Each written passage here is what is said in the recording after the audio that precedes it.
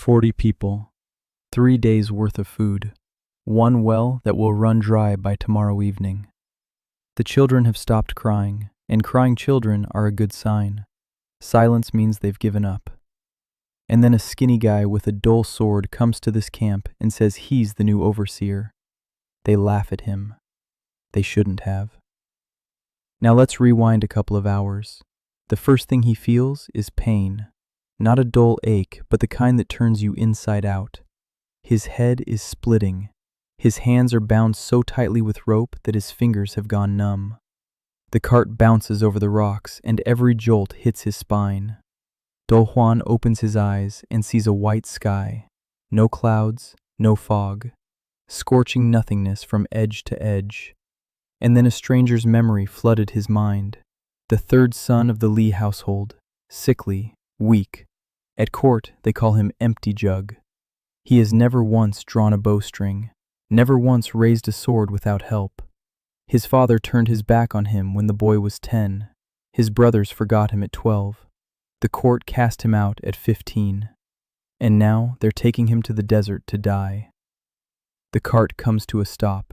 A guard jumps down from the driver's seat and looks at him as if he were a sack of trash. Then he kicks him to the ground. Do Juan crashes into the white crust of the salt flat and hisses. Salt cuts into his palms. The guard tosses a sack of millet nearby, a dull, rusty sword, a scroll with a seal. He says it's an appointment order, governor of the western frontier, and he laughs, because the western frontier is the great salt desert of Pexal, a place where they exile those they don't want to kill with their own hands. The desert will take care of everything. The guard whips the horses and rides back east. Do Juan is left alone, and this is where the strangest part begins. He doesn't panic. He calculates. The air is thin. That means the altitude is about 600 meters. Humidity is nearly zero. Underfoot are sodium-calcium salts, white with yellow spots. And the yellow spots are clay. There's clay and salt, which means there used to be water here. If there was water, it will come again. He grabs the sword, pulls it from its sheath. The blade is dull and rusty, but it'll do for this. He jabs it into the salt flat, twists it, pulls it out and sniffs the cut edge. Clay, wet clay, less than half a meter deep. Do Juan smiles. For the first time since he woke up in a stranger's body, they thought they'd sent him to die, but they'd given him a gold mine. Because inside this frail aristocrat now sits a civil engineer from Seoul. In his past life, he built bridges worth $200 million. Now his budget is a sack of millet and a hole in the ground. He stands up. His legs are shaking. The body isn't his, but his mind is working, and his mind is all he needs. To the east, dust settles from a cart, and a couple of kilometers to the left, dark dots are moving. People. Do Juan hangs his sword on his belt. He tucks a scroll into his bosom, and he walks. His body fails him with every step. His legs stumble. The sun burns the back of his neck, but he counts his steps. 1,200, 1,500, 2,000, and he sees the camp, though camp is a bit of an exaggeration. 36 people are sprawled around the ruins of a stone outpost. The walls have crumbled. The roof has collapsed. The only well in the courtyard is on its last legs. A woman with an empty bucket stares into the darkness of the well. An old man by the wall doesn't move. And the children, silent. But children shouldn't be silent.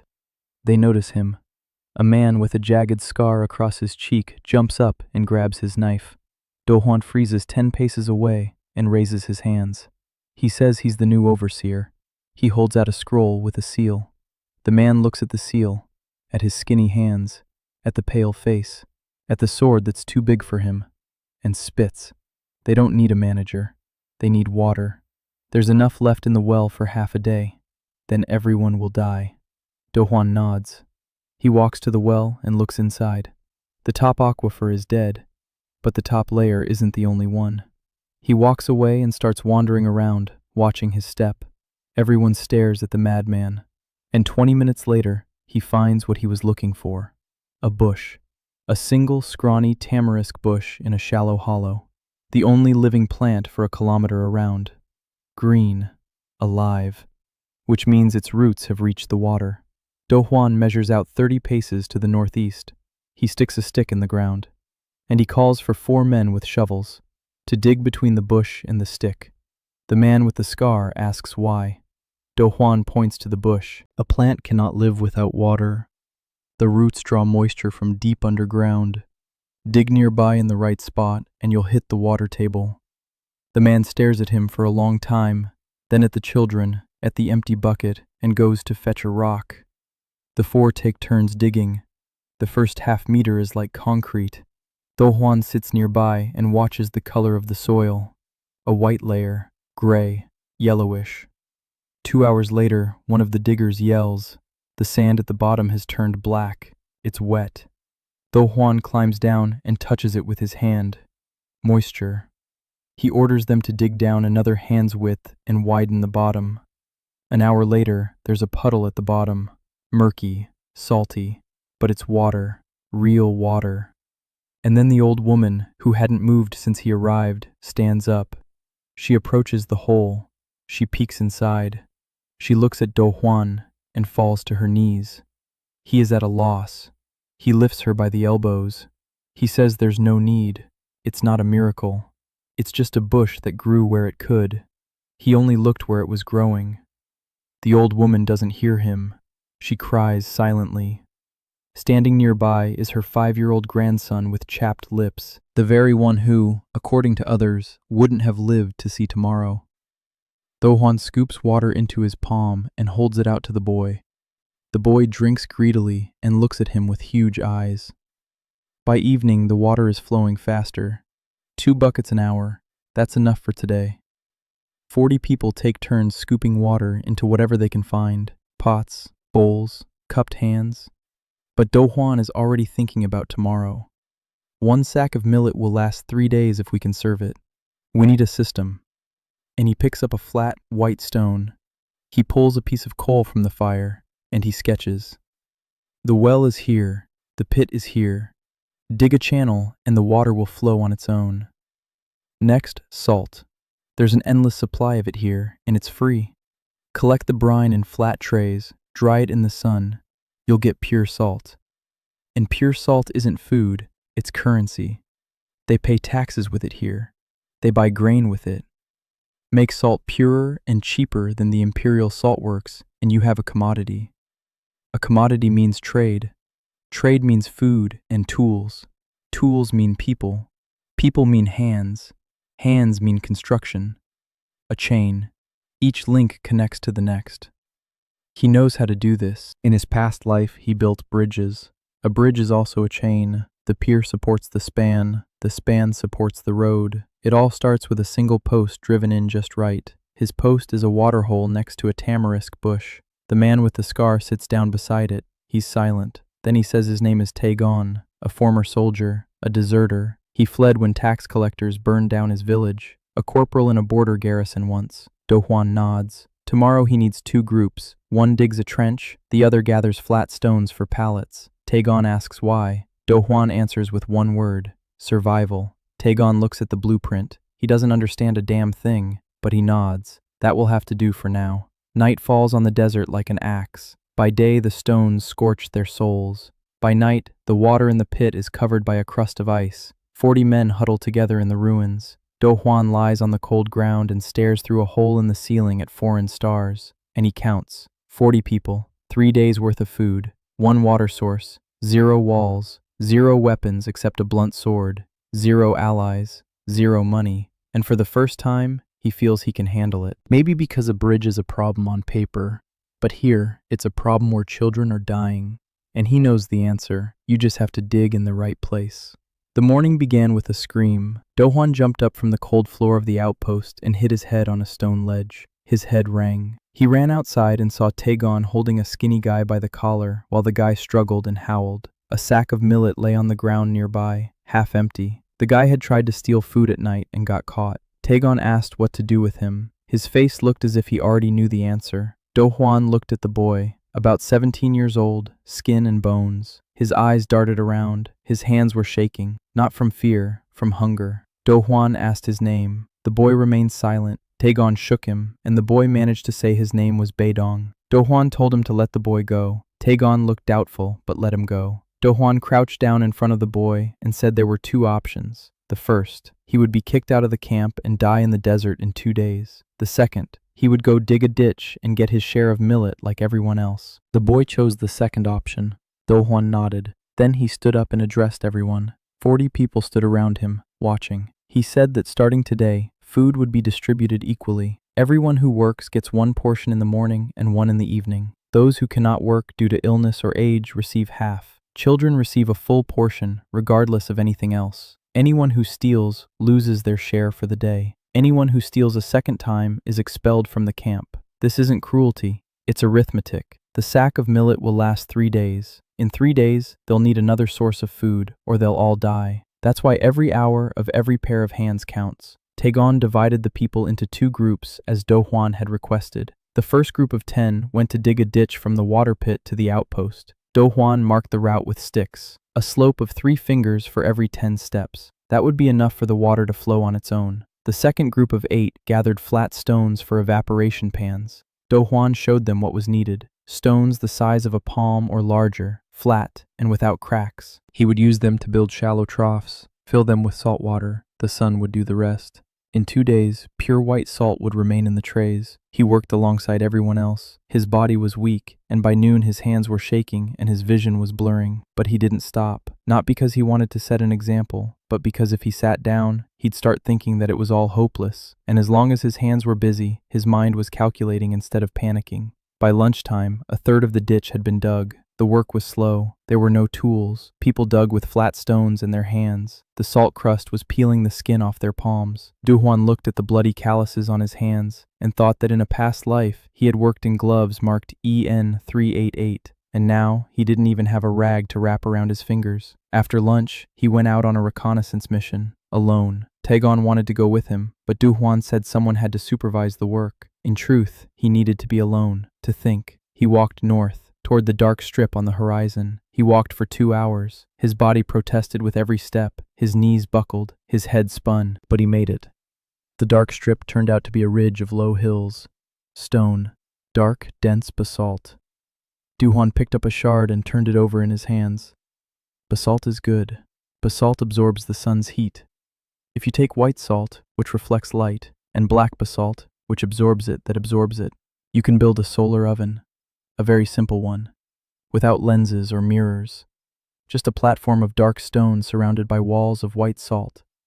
The sun beats down on the stone heats up, the white walls reflect the escaping light back onto the stone. The temperature in the center rises to 120 degrees, maybe up to 150.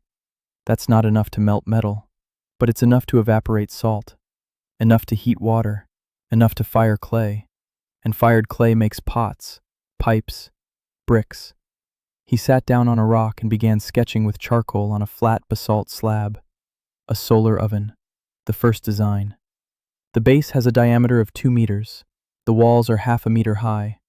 The walls slope inward at a 15-degree angle for reflection. Place the darkest stones on the platform. In the center, a recess for a container of brine. He finished drawing and looked at the sketch. Simple, rough, but it should work. Then he examined the hills more closely. A hollow opened up behind the first ridge. In the hollow, he found something that made his heart beat faster. Clay. A reddish-brown clay lay on the surface in a layer half a meter thick. He poked at it with his fingernail. Rich, malleable, perfect for adobe bricks. Adobe is a mixture of clay and straw or any fibrous filler. Sun-dried adobe bricks are stronger than they look, and if you add a little salt and compact them in layers, you get a monolith, a wall of compressed earth, a technology that's 5,000 years old but still works today. Warm in winter, cool in summer, fireproof, impact-resistant. You can build houses with it, warehouses, walls. He walked back faster, not because his body had grown stronger, but because a plan was already forming in his head. A chain. Water from the pit flows through a ditch to the outpost. Some of the water goes into evaporation troughs.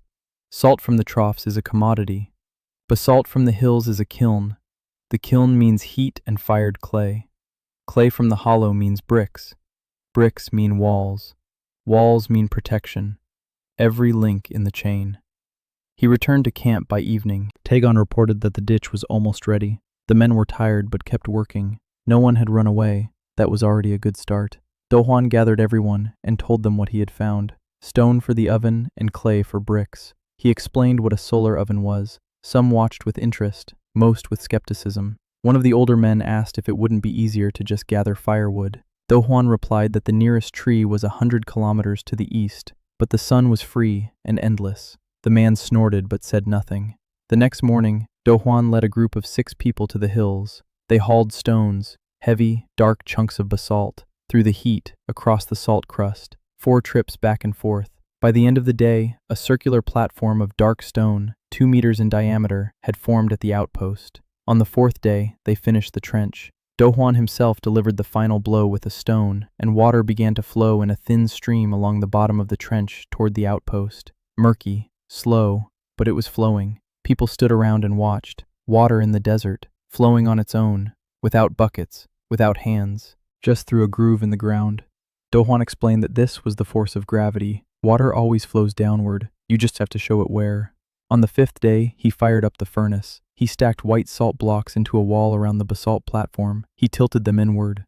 In the center, he placed a clay basin found in the ruins of the outpost. He poured salt water into it. By noon, the water was boiling. Without fire, without wood, just the sun and stone. People gathered around and remained silent. Boiling water in the desert without fire. To them, it was magic. To Dohwan, it was physics. But he didn't explain the difference. Not yet, anyway. He poured the brine into a flat stone trough. By evening, a layer of snow-white salt remained at the bottom of the trough, pure, fine-grained, free of sand and clay impurities. He had seen salt like this in the memories of the former Dohwan. It was sold in the capital for its weight in silver, expensive, purified salt for noble houses and for charging the protective seals on the city walls. He took a pinch and tasted it on his tongue, a pure taste, sharp and crisp. Choi Rin appeared on the 6th day. A caravan of 5 camels emerged from the eastern haze like a mirage.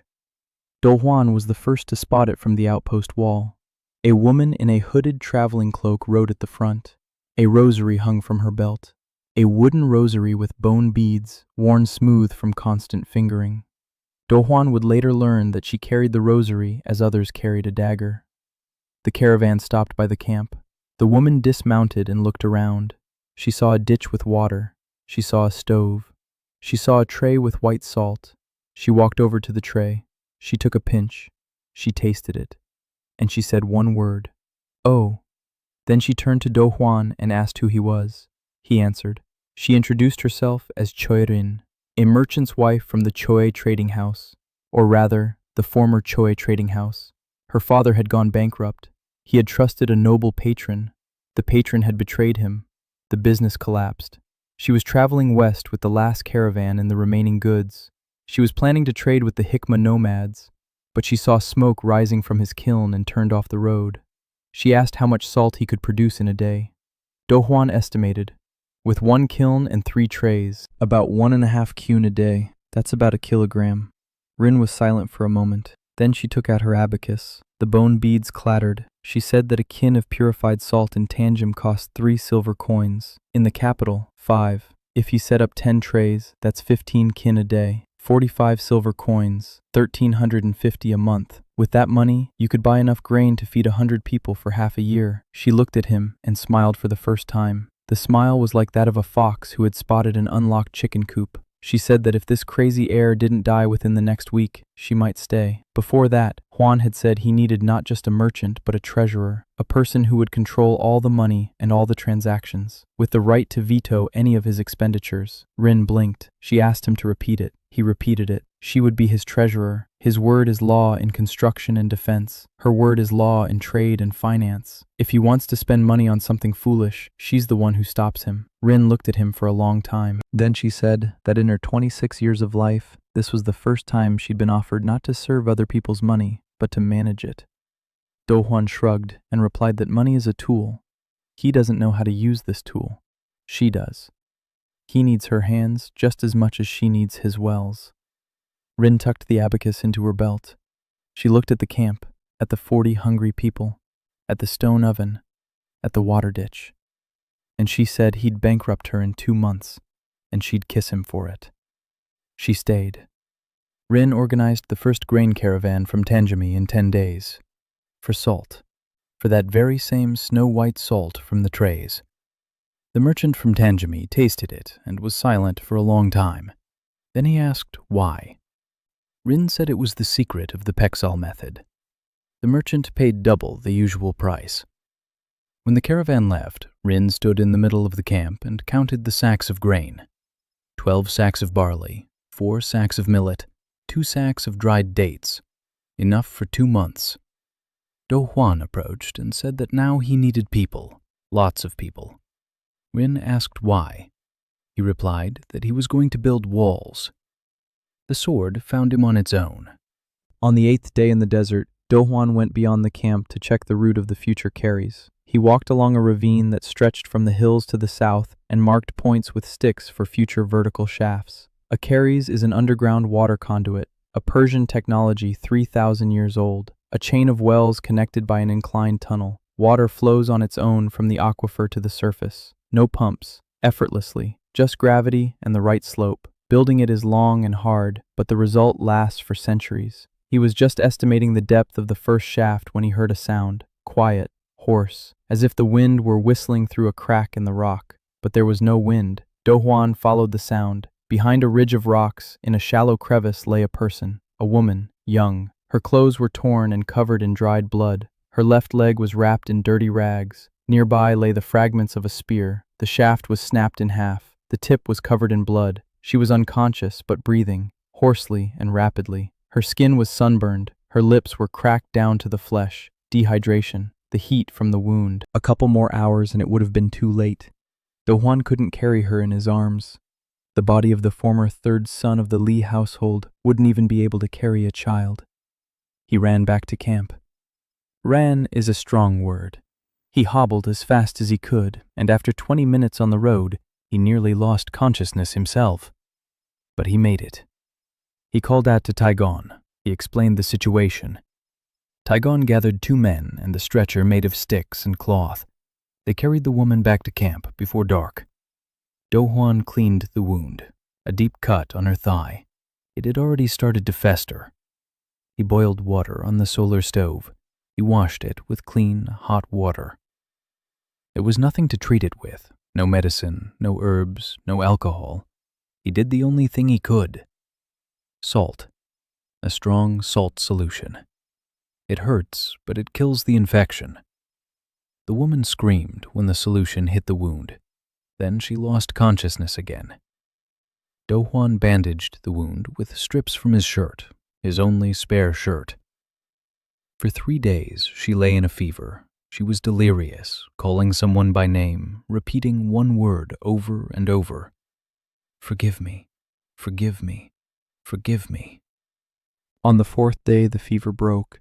On the 5th, she opened her eyes, and the first thing she saw was the ceiling of the outpost, with a hole through which the stars shone. Then she turned her head and saw Do Huan. He was sitting nearby, drawing on a flat stone. She asked where she was. He answered, the Pexal Desert, a refugee camp, unnamed for now. She tried to stand up. She couldn't. Her leg wouldn't hold her. Do Huan told her not to move. The wound hadn't healed yet. She introduced herself as Kang Ada, a spearwoman. She used to be the bodyguard of an official named Dan Ryu. He fell out of favor at court. He was exiled to the west. She went with him. On the way, bandits attacked the caravan. She fought. She killed 3, but there were 15 of them. Dan Ryu died, right before her eyes. She couldn't protect him. She managed to escape with a wound in her thigh and a broken spear. She walked through the desert for 2 days. Then she fell and didn't get up again. Do Huan listened in silence. Then he said she was lucky. A little longer and it would have been too late. Ada didn't answer. She stared at the ceiling, and her face showed nothing. No gratitude, no anger, no pain. Emptiness, like a salt flat. Do Huan recognized that look. In a past life, he'd seen it on a worker who'd dropped a beam on his partner. The man survived, but the worker couldn't pick up a tool for 3 months afterward. Guilt, not the kind that can be forgiven with words, the kind that sits inside like a rusty nail, turning over and over every day. Ara recovered slowly. After a week, she was back on her feet. She limped, but she walked. She was silent. She ate whatever they gave her. She looked at the people around her as if they were ghosts. Do Hwan didn't pester her with conversation. He didn't try to comfort her. He didn't say that everything would be all right. Instead, he waited until she could stand properly, and one morning he approached her with a sheet of paper on which the walls of the future camp were sketched. He said he needed her help.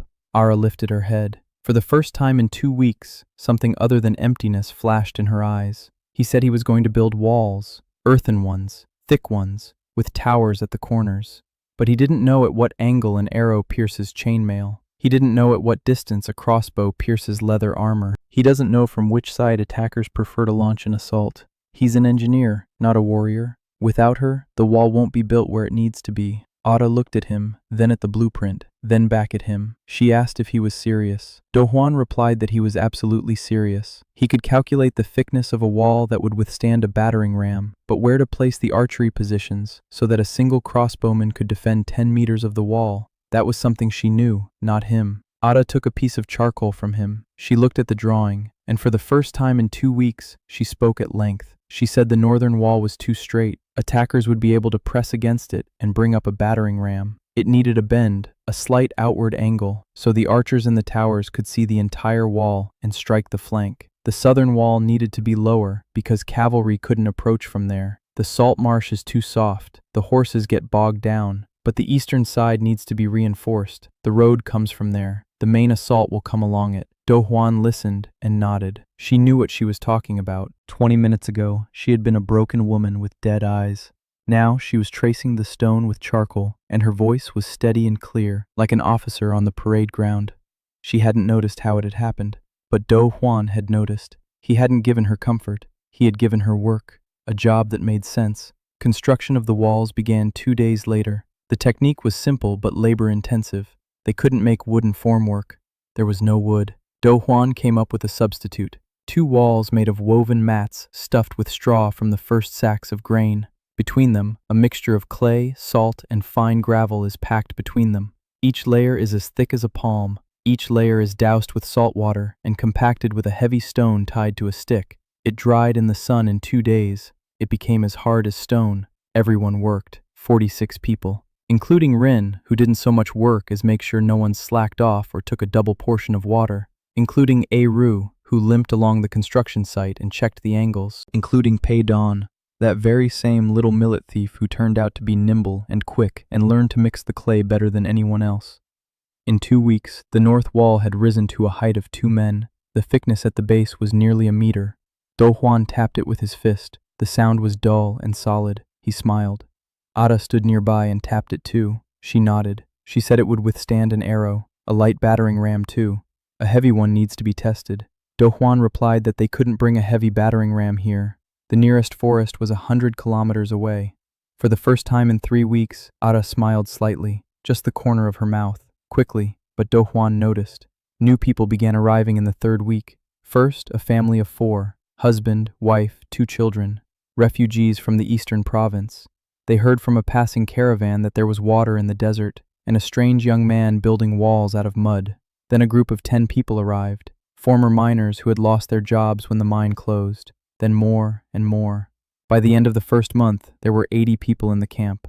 Do Hwan took everyone in. There was one condition: work. Everyone gets water, food, and a place behind the wall. Everyone works. There are no exceptions. The sick work once they recover. The elderly teach the children. The children carry water and stones as much as they can. No one sits idle. Rin grumbled that they couldn't feed so many mouths. Do Hwan that 80 people meant 80 pairs of hands. More hands meant a faster wall. A faster wall meant faster safety. Safety meant more caravans and more trade. More trade meant more food. A chain reaction. Rin clicked her abacus and shook her head, but she didn't argue. The numbers added up. Barely, but they added up. The first attack happened at night at the end of the 1st month. 15 horsemen from the nomadic Hikma clan burst out of the darkness with shouts and burning torches. They were counting on easy prey. A handful of refugees in the ruins of the outpost. They hadn't expected walls. The northern wall had already been completed. The eastern one was half finished. The southern and western ones were not yet built. The horsemen attacked from the south, where there was no wall. Ara was waiting for them. She had positioned 10 men with stones and sticks behind a barricade of salt sacks. She stood in the center herself, with a new spear. Do Hwan had made it for her. The shaft was from the straightest piece of basalt rock they could find, rough and heavy, but Ada had sharpened the tip herself. The battle lasted 10 minutes, if you could call it a battle. The horsemen crashed into the barricade and got stuck. The horses sank into the soft ground just as Ada had predicted. Ada killed 2 with her spear before the rest realized their prey was fighting back. Taigon and 4 men struck the flank from behind the unfinished wall. The nomads turned and galloped off into the night, leaving 3 dead and 2 wounded. Do Huan emerged from the outpost after the battle and looked at Ada. She stood by the barricade, breathing heavily. Her spear was covered in blood. Her hands were covered in blood. Her face was calm, not lifeless like before. Calm. Those are different things. She looked at him and said that the southern wall had to be built tomorrow, not the day after tomorrow. Tomorrow. Do Huan nodded. Then he said quietly that she had saved everyone's lives today. Ada turned away, but he saw her shoulders tremble slightly. In the morning he gathered everyone at the wall. He pointed to the traces of battle, to the dark spots on the salt crust. He said this was the first attack, but not the last. Building the walls took another 3 weeks. 4 walls, 4 towers at the corners, a gate on the east side, the only entrance. Do Huan designed them to be narrow, 2 people side by side, no more. If anyone tried to force their way in, they'd have to go one at a time, and crossbowmen would be watching them from above. There were no crossbows yet, but the towers already stood, waiting. Ada approved the design. She said that for a field fortress, it was more than enough. It would even be enough for a garrison of 300 men. Do Huan smiled and replied that 300 men was the plan for next month. Ada looked at him, trying to figure out if he was joking or not. He wasn't joking. By the start of the 2nd month, 110 people were living in the camp. The stream of refugees didn't stop. Rumors of water and walls in the desert were spreading farther and farther. They came in groups of 3 to 5 people, exhausted, hungry, with children in their arms and old people on their backs. Do Huan accepted everyone, and every time, Rien clutched her abacus and hissed that they were on the brink. But the brink receded every time, because every new person meant another pair of hands, and those hands built walls, dug canals, fired bricks, and evaporated salt. The chain was working. Do Huan began building the carries in the 1st week of the 2nd month. It was his most ambitious and riskiest project, an underground water from the aquifer in the hills to the camp. The total length, according to his calculations, was 3 kilometers. The depth at the source was 12 meters. The gradient was 1.5 meters per kilometer. Vertical shafts every 50 meters for ventilation and soil removal. 61 shafts. He explained the plan to Taigon and Ara. Taigon listened and asked how long it would take. Do Huan replied that if they worked in 3 shifts of 20 people each, it would take a month, maybe a month and a half. Taigon whistled. Ara asked if it was worth it. Do Huan showed her the calculations. A single well by a tamarisk bush yields 2 buckets of water per hour. That was enough for 40 people. It's not enough for 110. They're stretching their supplies. Another month and people will start leaving. Kairas will provide 20 times more water, a constant flow, round the clock, all year round, non-stop. With it, they could water 1,000 people and irrigate the fields. Without it, they would remain a survival camp forever. Ara nodded. They began digging the next day. The work was hellish. Vertical shafts 3 meters in diameter. The soil was dense, salty clay that crumbled and got in their eyes. The heat above, the cold down below. People worked in 4-hour shifts. They couldn't go any longer. At a depth of 6 meters, there wasn't enough air. Do Huan descended into every shaft himself. He checked the slope. He looked at the walls. He felt the soil. The body of the former 3rd son protested. Every evening he collapsed onto his bedding in the camp and couldn't move his arms. But in the morning he got up and went back to work. On the 3rd day of digging, something happened that he hadn't expected. Workers from the 4th shaft pulled a piece of metal to the surface, dirty, heavy, about the size of 2 fists. Do Huan picked it up. He cleaned the clay off it and froze. It was a gear, a bronze gear.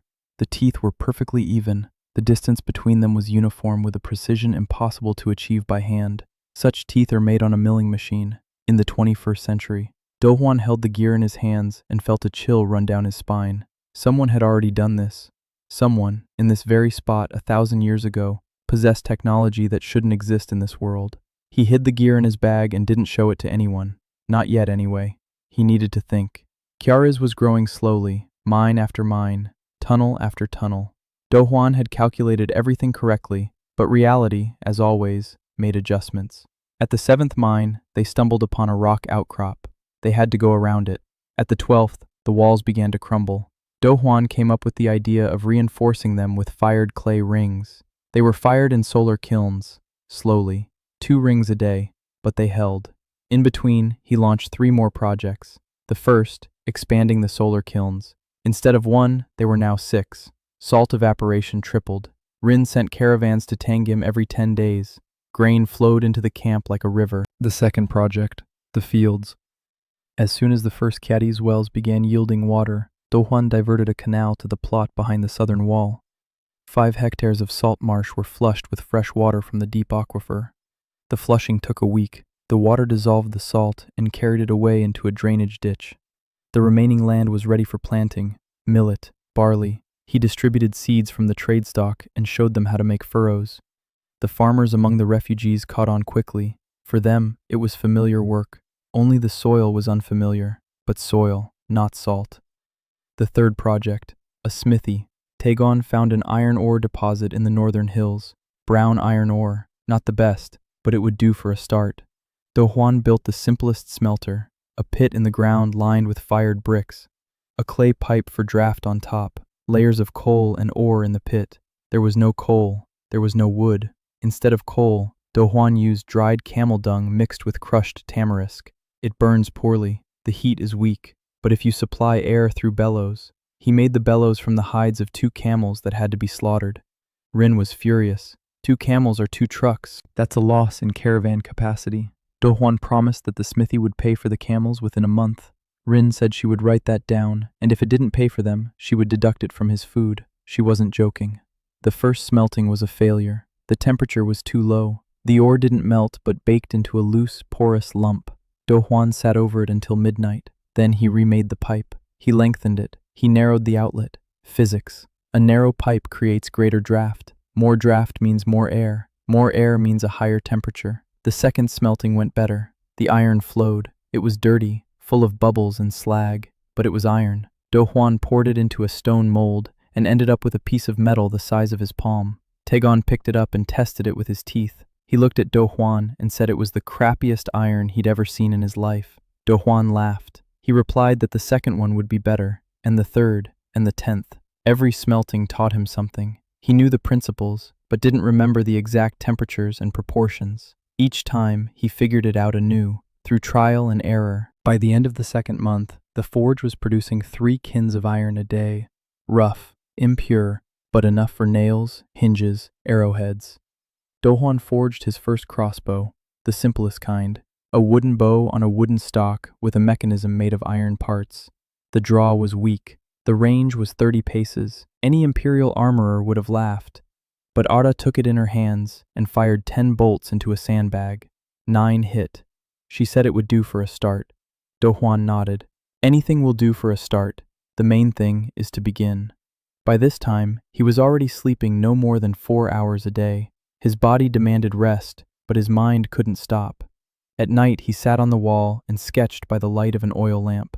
Plans for the Cadiz, diagrams of the furnaces, yield calculations, a list of what to buy in Tangim. Rin was the first to notice. One night she climbed up to him on the wall. She stood beside him in silence. Then she said that if he died of exhaustion, all his drawings would be worth as much as this rock he was sitting on. That is, nothing. Dohwan replied that he couldn't stop. Too much to do, too little time. Rin sat down beside him. She was silent for a moment. Then she said she'd done some calculations for him. If Peksong continued to grow at its current rate, in 4 months they'll be trading with all the caravans heading east from Tangim. That means their salt will reach the Empire's markets, and that means not only refugees will hear about them, but also those who don't like competition. The Park House controls the eastern salt mines. If Peksong sells salt cheaper, the parks will lose money, and when a noble house loses money, it doesn't write a complaint, it sends an army. Dohwan nodded. He knew. He thought about it every night. Rin continued. She said that an army isn't just bandits on horses. They are trained soldiers with siege engines and supplies. Walls made of compacted earth are good against spears and arrows, But against battering rams and catapults, you need something more. Do Juan replied that this was exactly why he needed a forge, and not just one. He needed steel, real steel, not that flimsy iron that bends on impact, but steel that can be hardened, the kind you can make springs from, bolts, mechanisms. For that you need coal, real coal, or coking coal, or at least charcoal. Rin asked where to find coal in the desert. Do Juan pointed north. The hills. Beyond the first ridge of basalt and clay lies a second ridge, further on. He hadn't been there yet, but judging by the color of the rocks and what he could see from the tower, there might be sedimentary layers there, and sedimentary layers mean a chance for coal, a small chance, but he had it. Rin looked at him in the darkness. She said he was crazy, then she said it was a compliment, then she told him to go to sleep. Do Juan smiled, but he obeyed. For the first time in a week, he fell asleep before midnight. In the morning, Tagon woke him up. His face was serious. A man was standing at the gate, alone, unarmed, well-dressed, dusty, but expensive. On his belt, not a dagger or a sword, but a scroll case. An official, an imperial official.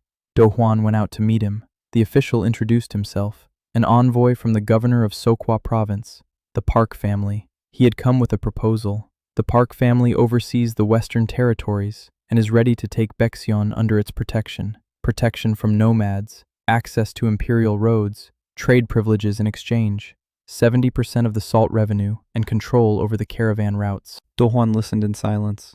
Then he asked for a day to think it over. The official nodded and walked toward the caravan waiting beyond the hills. Do Juan returned to the outpost. He gathered Rin Ara and Tagon. He told them.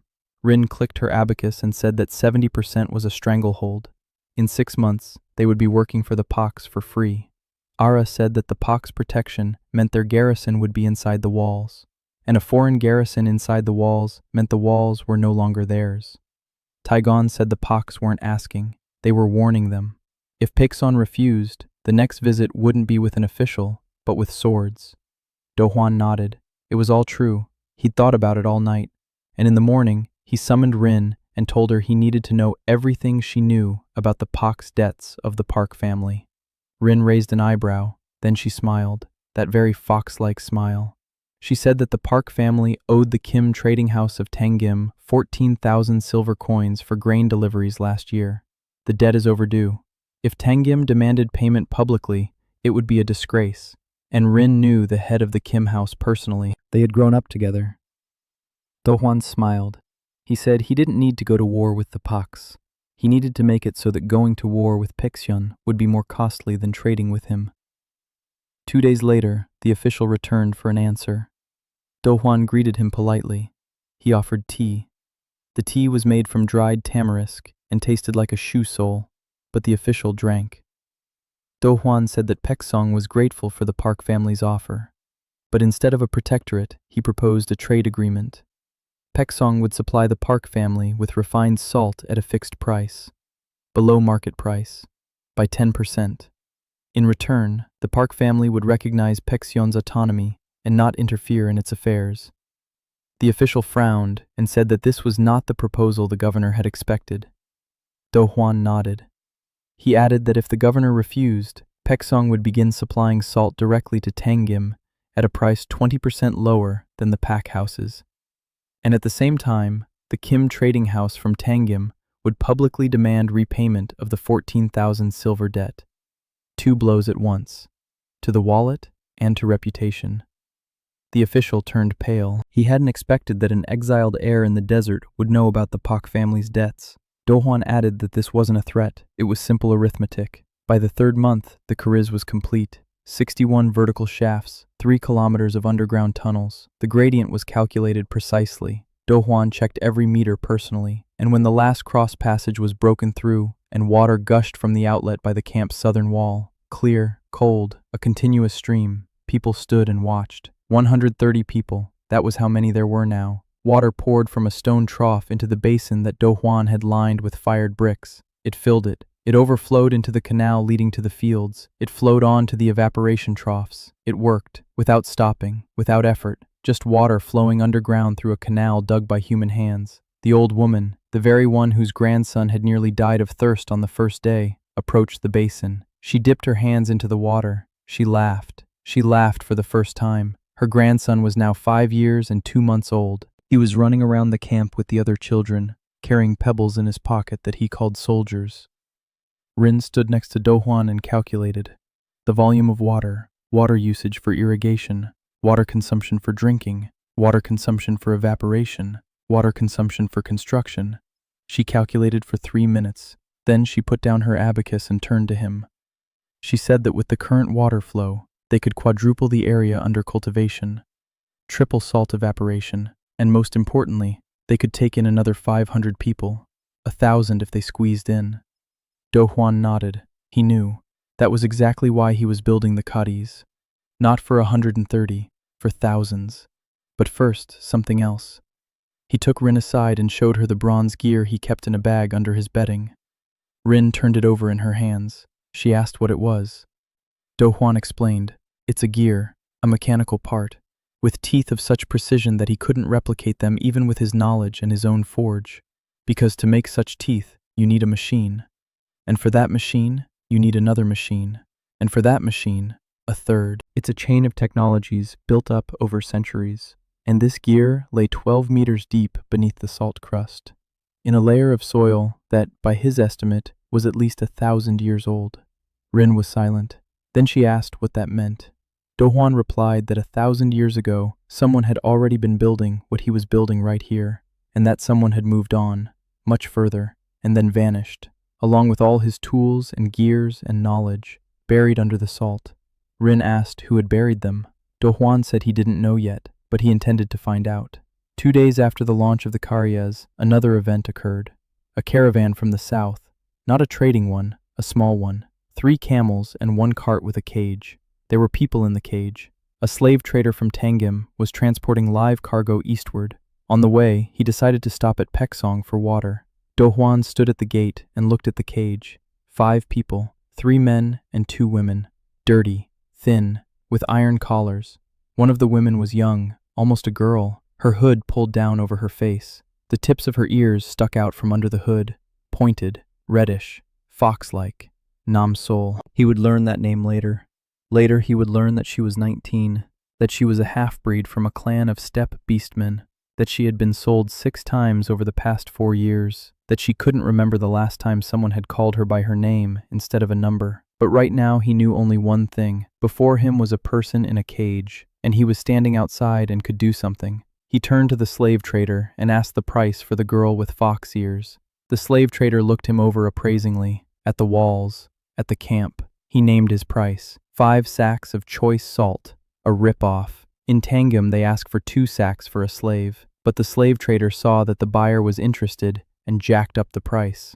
Rin, who was standing nearby, began to haggle, as usual, and toughly. But Do-hwan stopped her. He said 3 sacks. The slave trader haggled. 4. Do-hwan said 3. Final offer. The slave trader hesitated. He looked at the girl. He looked at the salt. He agreed. 3 sacks of white refined salt went to the slave trader. Expensive. Rin was unhappy. 3 sacks is a week's work for 6 stalls. But she said nothing. When the collar was removed, Nam-sol stood there, motionless. She stared at the ground, her hands at her sides, like an object that had been moved from one shelf to another. Do-hwan approached her, not too close, at arm's length. He told her she was free. She could go wherever she wanted. If she wanted to stay in Paeksong, she would receive food, water, and a place behind the wall, like everyone else. To work or not to work was her choice. No one would force her. Nam-sol didn't look up. She didn't answer. She didn't move. Do-hwan didn't press the matter. He walked away. He went back to his work. She stood by the gate until evening. Then she followed him, at a distance, like a shadow, like a stray dog that hadn't been chased away and didn't know what to do with itself. That night, he woke up to the sensation of a stranger's presence. She was sitting by the door to his room, on guard, on the floor, eyes open, watching over him, or hiding. He didn't chase her away. He laid a blanket next to her. She didn't take it. In the morning, the blanket was on her. For the first 2 months, Nam-sol didn't speak to anyone but him, and she spoke little to him. Short phrases. Yes, no, I don't know. Eat, drink, sleep. Like a child being taught all over again how to be human. She followed him everywhere, to the smithy, up the walls, into the Kiara's mines. She stood in the corner and watched. Do Juan didn't try to tame her. He didn't pat her on the head. He didn't speak kind words. He was simply there, working, drawing, calculating. He spoke to her as an equal, not as a slave, not as a child, as a human being. Once he made something for her. He carved a small key out of iron, the size of a pinky finger, rough, with uneven teeth. He placed it on her mat next to the door. When she asked what it was, he answered, "It's the key to the Peksong gate, a copy. The real one is with the gatekeeper, but this one is hers. If one day she wants to leave, let her open any door and go. No one will stop her." Namsol took the key, clenched it in her fist. He saw her hand trembling.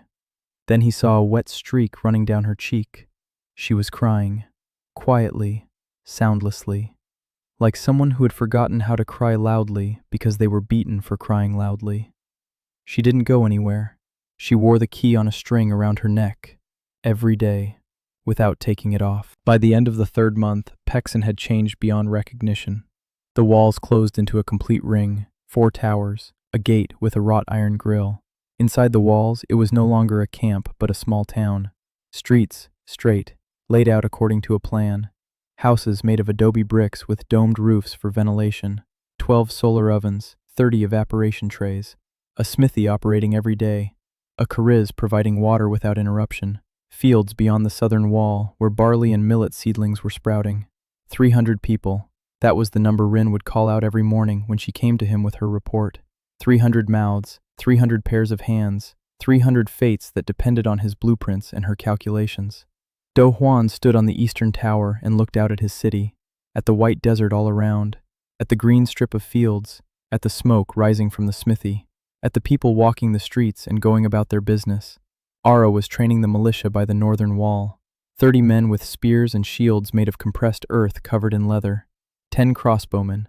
Rin sat in the building she called the treasury, while everyone else called it Rin's corner. She was counting, always counting. Namsol sat on the steps at the base of the tower, mending arrows. She turned out to be nimble and quick. Her fingers were slender, her movements precise. Ara had taught her how to fletch arrows, and Sol did it better than anyone else in the camp. Taigon was drilling the guards at the gate. Bei Dong, a former millet thief, now ran around the city as a messenger. He had quick feet and a good memory. Do Juan used him as a messenger between the smithy, the wall, the fields, and the treasury. The boy blossomed. He was well fed. The work was important. People were taking notice of him. For a 17-year-old vagabond, it was more than he could have dreamed of. Do Juan looked at all this and thought that 3 months ago he had been sitting in a salt marsh with a sack of millet and a dull sword. And now he had a city. A small one, a fragile one, standing on a shaky foundation of salt, clay, and hope. But a city. Then he pulled a bronze gear out of his pocket. He turned it between his fingers. The teeth were cold and smooth. 1,000 years under salt, and not a single speck of rust. Bronze doesn't rust, but the one who made it is gone, along with his machines, his knowledge, his cities. The Empire buried them in salt, and has kept silent about it for 1,000 years. Why? He didn't know yet, but he knew one thing. He wouldn't repeat their mistake. He would not build a marvel for himself. He would teach others. Every one of his calculations was recorded on clay tablets and stored in a room he called the archive. Every technology was explained so that an uneducated peasant could replicate it. If he were killed tomorrow, the wells would not run dry, the furnaces would not go out, the carriz would not stop, because people already know how it works. That is his bet. Not walls, not weapons, not trade, knowledge. Knowledge that will outlive him, that will outlive Pekson, that will outlive the Empire if necessary. He put the gear back in his pocket.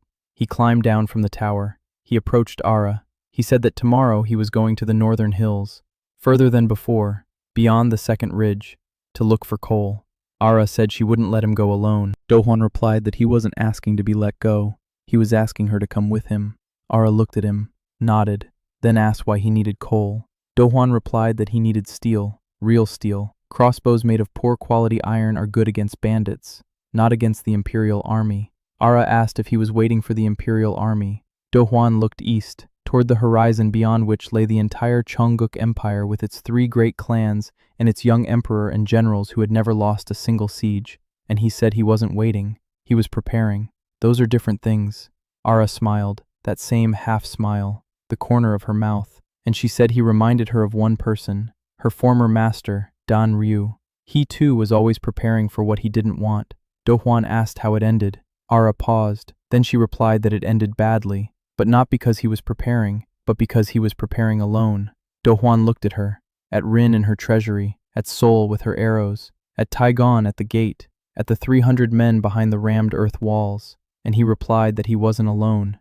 Ara said nothing, but that evening, for the first time, she sat down to eat beside him, not across from him as before, beside him, shoulder to shoulder, and when he reached for water, their hands brushed against each other. The expedition to the northern hills took 2 days. Do Hwan took Ada and 4 strong men from the militia with him, leather backpacks stuffed with food and water skins, supplies for 3 days. Ada walked ahead with a spear. Her eyes were fixed on the horizon the whole time, a bodyguard's habit. Do Hwan walked behind her, watching his step, a geologist's habit. They crossed the first ridge of hills in half a day, basalt and clay, familiar territory. The quarry where they used to take stone for the furnaces had already grown to a decent size. Taegon's men had extracted so much rock from there that a pit 4 men high had formed. Do Hwan noted in passing that the pit could be used as a rainwater cistern if the walls were coated with clay. Then they moved on. Beyond the first ridge, a valley opened up, narrow, 1.5 miles wide. The bottom was covered with gravel and sparse shrubs, tamarisk and some tough grasses that Do Hwan had never seen before. Vegetation meant water, not deep. Perhaps another aquifer. He made a mental note of it and moved on. The second ridge was higher. The cliffs were 20 meters high, dark and layered. Do Hwan stopped at the base and stared at the rock outcrop for a long time. Layers, black and gray alternating with brownish red, sedimentary. He chipped off a piece of the black layer, lightweight, dull. It stained his fingers. He sniffed it, a faint smell. He crushed it in his hands. It crumbled into flakes. It wasn't coal. It was combustible shale. Worse than coal. Much worse. The calorific value was half as high. High ash content. But it burns. It's here, and there's plenty of it. The layer stretched the entire length of the outcrop, about 300 meters, thickness ranging from 0.5 meter to 1 meter. Thousands of tons of combustible rock lay right on the surface. Just take it and burn it. Do Hwan sat down on a rock and began to calculate. Combustible shale burns at a temperature of about 800 degrees if supplied with enough air. To smelt steel, you need 1200. A difference of 400 degrees. Huge, but surmountable. If you build the furnace correctly. A closed structure with forced draft, a long vertical pipe for draft, and preheating the air. Hot air is fed into the combustion chamber instead of cold air. The flame temperature rises.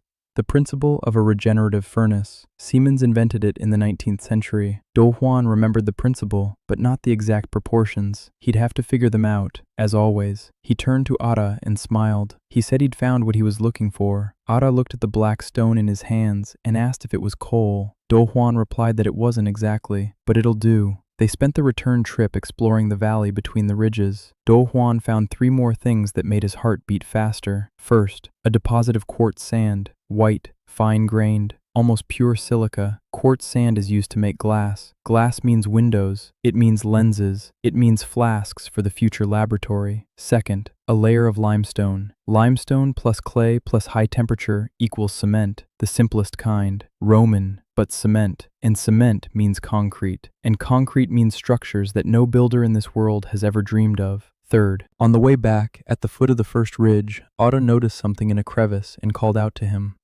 Do Hwan climbed down and saw it. A ceramic pipe. A fragment about an elbow's length. Glazed on the inside. Traces of something on the inner surface. He scraped it with his fingernail.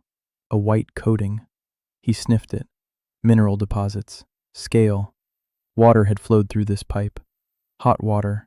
Or steam. 1,000 years ago. He put the shard in a bag next to the gear. 2 artifacts. A gear and a steam pipe. Someone here knew mechanics and thermodynamics. Someone built machines. Hwan returned to Pexion by the end of the second day. Rin was waiting for him at the gate with the accounts and a list of problems. While he was away, 3 things had happened. First, 40 more people had arrived. Refugees from the mountain principality of Kimsan. Their village had been burned down by the Cho clan's mercenaries during some border dispute. Second, One of the evaporation pans cracked and flooded the neighboring field with salt. The harvest in 2 beds was ruined. Third, a merchant from Tangjim refused to buy their salt at the old price. He said a rumor had spread in the market that Paeksong salt was impure and caused illness. Rin suspected that the Pak family had started the rumor. Revenge for the blackmail. Quiet, sneaky, effective. Do Hwan listened to everything. He rubbed his face with his hands. He wanted to lie down and sleep for a day. His body ached from the 2-day march. But 340 people were waiting for decisions. He sat down on the steps of the treasury and began to sort through the problems one by one. 40 new refugees. Accept them. House them in the second ring of houses he had just begun planning. Put them to work. There are miners among them. Excellent. They'll go extract oil shale. A cracked trough. Replace it. Flush the salted field again. The loss of 2 beds means a week's delay in the harvest. Unpleasant, but not fatal. Rumors of impure salt. This is serious. If our reputation falls, trade will grind to a halt. Rin suggested sending salt samples directly to the Tangjim Chamber of Commerce. An official inspection. A seal of quality. Do Hwan agreed and added, "We need to invite merchants to Paeksong. Let them see with their own eyes how the salt is made. Solar evaporation in the open air. No impurities, no dirt. The transparency of the process will put an end to any rumors." Rin nodded. She clicked her abacus. She said she would make the arrangements. A week later, the first merchant from Tangjim, whom Rin had personally invited, arrived in Paeksong. A heavy-set man named Oh Sanho, the head of a small trading house, greedy and cautious. Rin led him around the camp as if it were a museum. She showed him the evaporation trays, the solar ovens, the kiaris, the clean water. Oh Sanho tasted the salt. He rubbed it between his fingers. He examined it in the light. He was silent. Then he asked how much Paeksong could supply per month. Rin named a figure. Oh Sanho paused. Then he named a price. 15% higher than what the previous merchant had paid. Rin didn't bat an eye. She said 20. Oh Sanho haggled for appearance's sake and agreed. When he left, Rin went to Do Hwan and said that the Paeksong rumor had cost them 3 weeks. But now they had a new trading partner, and the price was higher than before. Sometimes enemies do you a favor without even knowing it. Do Hwan nodded. He wasn't listening anymore. He was looking at the blueprint for the new furnace. A regenerative blast furnace. A closed chamber made of refractory bricks. 2 air channels. The first feeds cold air into a preheating chamber where it is heated by flue gases. The second feeds the heated air into the main chamber. The flame temperature rises by 200 or 300 degrees. In theory. In practice, he had no idea if it would work. Special refractory bricks are needed. Clay with a high kaolin content. He found such clay in the valley, whitish, rich. He fired a test brick in a solar kiln. The brick came out strong, but too porous. Gases would escape through the pores. A glaze was needed. Glaze is glass. Glass is quartz sand plus soda plus lime plus a temperature above 1,000 degrees. A vicious circle. To reach high temperatures, you need a kiln. To build a kiln, you need materials that require high temperatures. For a while, Hwan sat poring over blueprints and chewing on a piece of charcoal. Then he found a solution, a step-by-step approach. Stage 1, a standard furnace fueled by oil shale with hand-operated bellows. A temperature of 800 to 900 degrees. That's enough to fire the kaolin bricks to the required density. Stage 2, build a chamber with air preheating out of dense bricks. The temperature will rise to 1,000 to 1,100 degrees. This is enough for rough glass. Stage 3. A glass glaze on the bricks of the main chamber. Gas losses decrease. The temperature rises to 1,200 degrees. The working temperature for steel. 3 generations of furnaces to achieve a single result. It will take 2 months, maybe 3, but there is no other way. He began building the first furnace the very next day.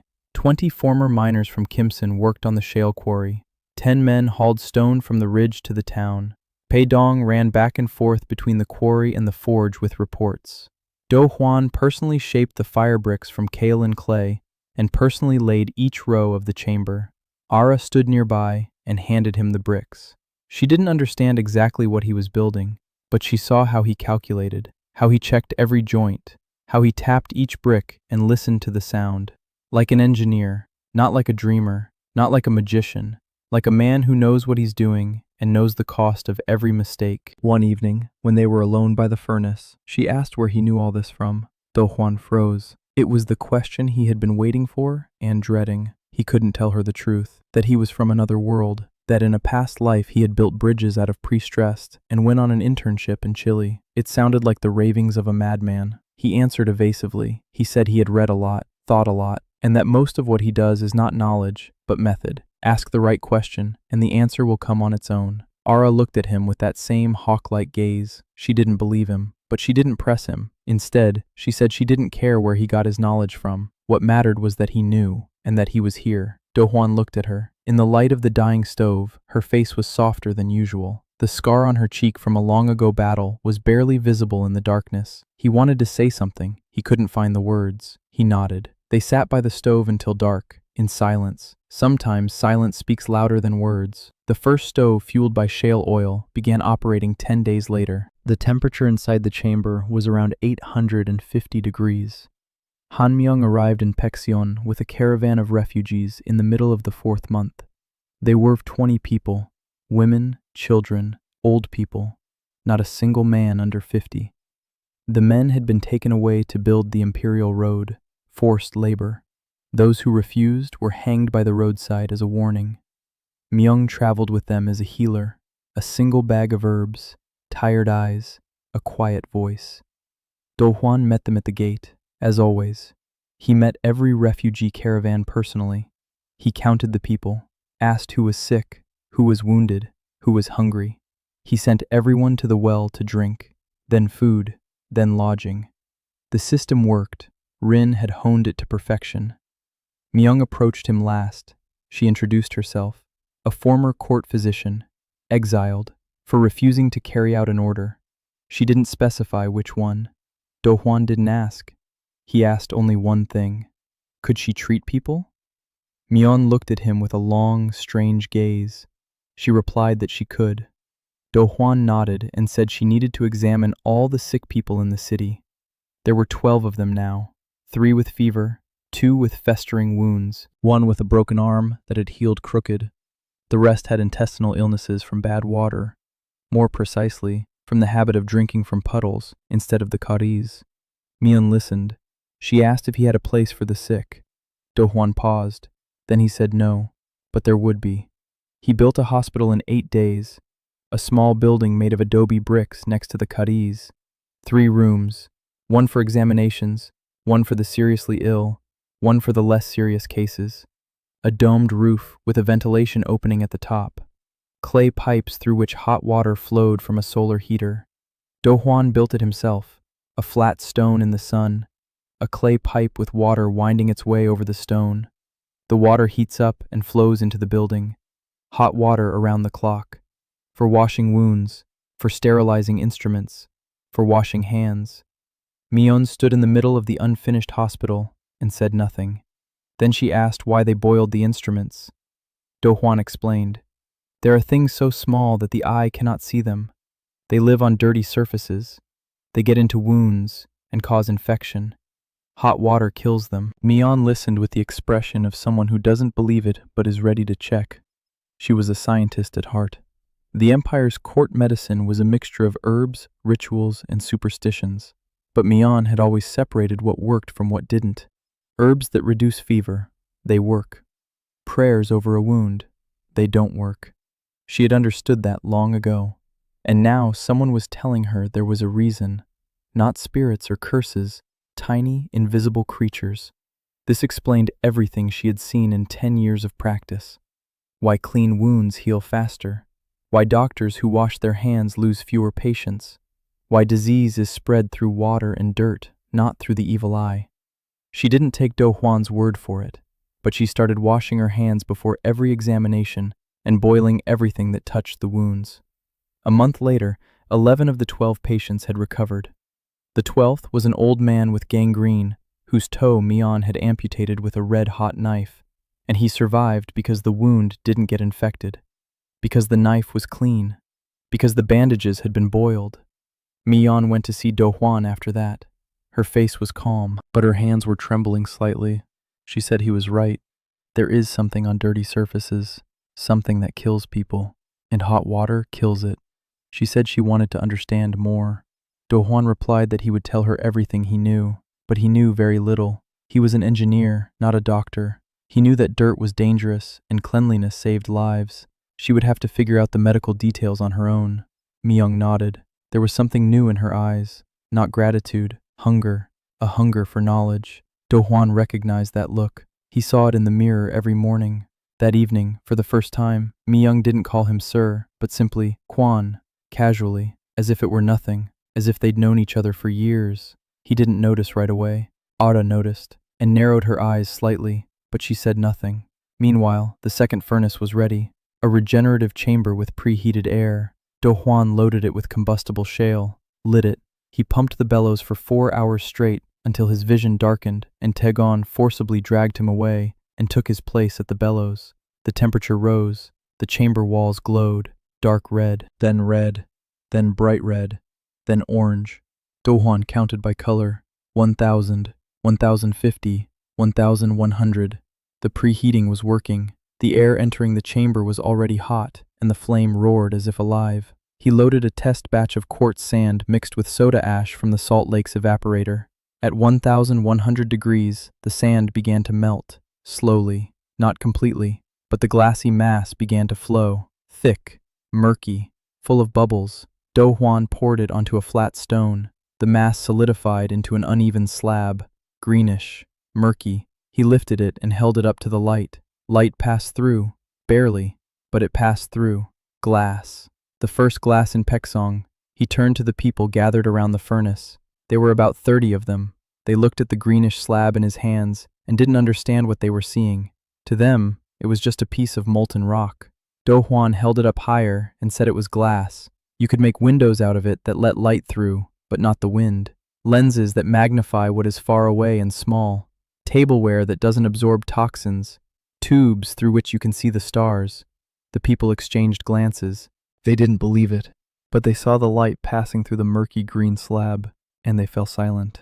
Do Juan coated the fire bricks with a glass glaze and began building the third furnace, the final one, the blast furnace, the one for which it all began. That took another month. A chamber 3 men tall, double walls, a channel for hot air between them, a 10-meter chimney, the tallest structure in Peksong, higher than the city walls. Do Juan built it using scaffolding made of tamarisk poles brought from the valley. Every brick was fitted by hand. Every joint was sealed with refractory clay. It was precision work. One mistake and the chamber would crack at the very first heating. He hadn't slept for 3 days before the launch. Mi-young came by. She checked his pulse. She shook her head. She told him he was a fool. He agreed. The third kiln is fired up. Combustible shale into the chamber. Fire. Bellows. 4 people take turns pumping. Air roars through the ducts. The temperature rises. The walls glow. Red, orange, yellow, white. Do Juan watched the color and counted. 1,100, 1,200, 1,250. He poured ore into the chamber. Brown iron ore mixed with limestone as a flux. An hour passed. 2, 3. Then something glinted at the bottom of the furnace. Do Juan opened the bottom plug. It flowed out, bright white, blinding, molten iron. No, not iron. He had added a little charcoal from burnt tamarisk to the charge. Carbon had entered the metal. It was steel, rough, impure, but steel. It flowed into the stone mold and solidified into an ingot. Do Juan waited for it to cool. He took a hammer. He struck it. A ringing sound. A clear, high-pitched ringing. Not the dull thud of brittle iron. The ring of steel. He struck again. The metal didn't bend. It didn't crumble. It took the blow and rang out. Tegon stood nearby, watching with wide eyes. In 10 years in the army, he had seen a lot of steel. Imperial, mountain, barbarian. He knew the sound of good metal, and this sound was good. Do Juan forged a dagger from the first ingot, simple, unadorned. So Yuna came to Baekseon not as a refugee, but as a guest. The first trade delegation from the Hanyim Oasis. 3 camels laden with goods, fabrics, dried fruits, ink, paper, real paper. Do Juan saw the paper and almost burst into tears. For 3 months he had been writing with charcoal on stones and clay tablets. His drawings cracked and crumbled, his calculations were erased by the slightest touch, and here was a stack of smooth white paper. Rin was haggling over the fabrics. Do Juan stood there, stroking the paper as if it were a living thing. Yuna was the delegation's interpreter, the daughter of the village head, Hannim, 20 years old, educated. She knew 3 languages, imperial, steppe, and southern trade. She knew calligraphy and the old chronicles. She looked at Baeksion with wide open eyes, at the walls, at the stove, at the caddies, at the glass workshop that Do Juan had only just begun to set up. She asked about everything, how the caddies works, why the water flows on its own, why the walls don't fall down, why the glass is transparent. Do Juan explained, patiently, in detail. For the first time, someone was asking not out of politeness or fear, but out of genuine interest. Yuna listened and took notes, in quick, small handwriting in the margins of her trade ledgers. The delegation was supposed to leave in 3 days. Yuna asked to stay. The village head sent his consent a week later. Formally, she became the librarian of Baeksion. Do Juan assigned her a room in the building next to the archives. The room quickly filled with scrolls and books that Yuna ordered through trade caravans, chronicles, geographical descriptions, old treatises on mineralogy and agriculture. Most were useless, superstitions and myths cloaked in pseudo-scientific language. But sometimes she would come across nuggets of real knowledge, a description of aquifers in the Kimsan Mountains, a map of old caravan routes through the desert, a recipe for red glaze that turned out to be almost identical to what Do Juan had been trying to achieve for his bricks. Yuna read everything. She systematized it. She made excerpts. Do Juan watched her work and realized she was doing what he could not. He knew how to build. She knew how to preserve. Without her, his knowledge would die with him, just as the knowledge of those who built the city beneath the salt had died. One evening, Yuna came to him with a rag bundle. She unwrapped it. Inside lay a fragment of a ceramic pipe, not the one he'd found in the crevice, a different one. She'd found it at the market in Tangim. The merchant was selling it as an amulet, an old thing, made of white clay. Brings good luck. Yuna bought it for 2 silver coins because she noticed symbols on the inside, not imperial ones, not steppe symbols. Different ones. Do Juan picked up the shard, turned it over in his hands. A pipe, just like the one he'd found, glazed, with traces of scale, and yes, symbols. Small marks were etched on the inside, not decorative, too regular for an ornament. It's a mark, manufacturer's markings, a serial number or date of manufacture. Someone stamped these pipes, mass-produced, to a standard, like in a factory. Do Juan's breath caught in his throat. He showed Yoon the bronze gear. She examined it for a long time. Then she looked up and said that in one of the chronicles she had read, there was a mention of a city in the western desert, very old, half erased. The city was called Machon, the city of 1,000 wheels. The chronicle said that Machon had been destroyed 1,000 years ago during the Great Salting, a ritual. The empire's magicians and priests had brought a sea of salt down upon the city, flooded it, buried it. Why? The chronicle did not explain. Just one phrase, knowledge that is not of humans must return to those who sent it. Do Juan sat in silence. Knowledge not of humans. Strangers. People from another world. Like him. They were here 1,000 years ago.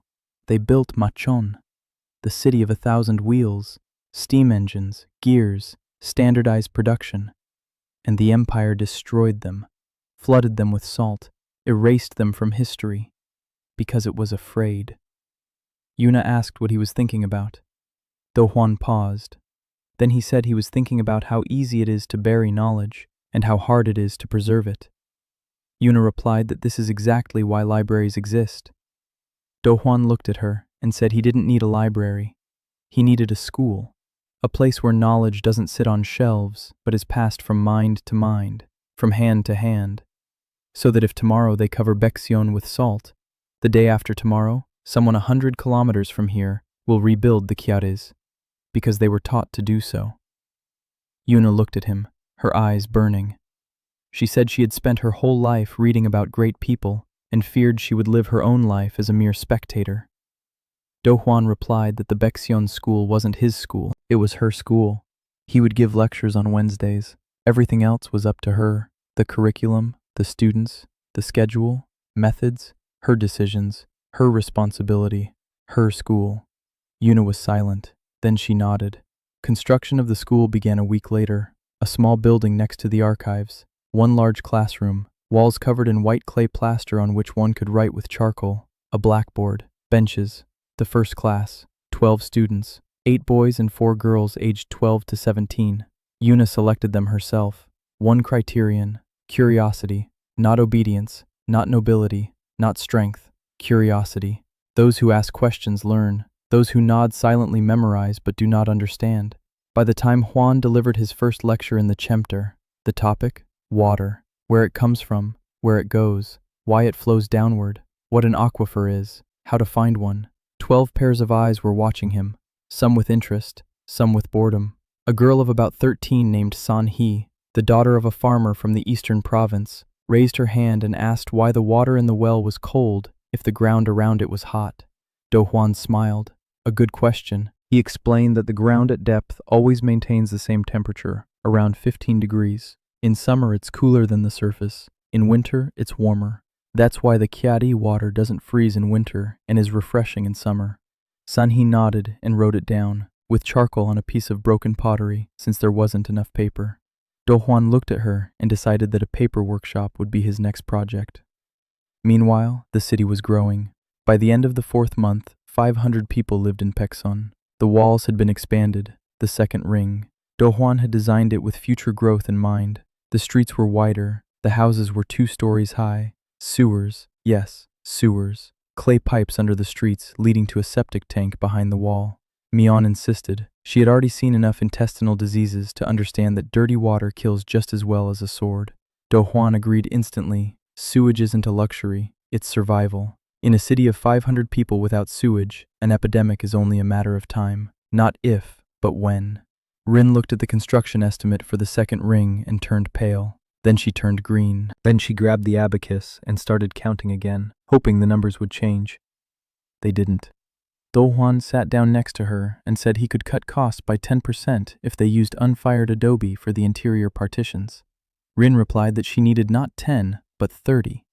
Do Juan said that 30% was impossible without compromising quality. Rin said that quality was a wonderful thing, but people needed to eat. Do Juan thought for a moment. Then he proposed a compromise. Build the second ring in 2 phases. Phase 1, walls and residential buildings.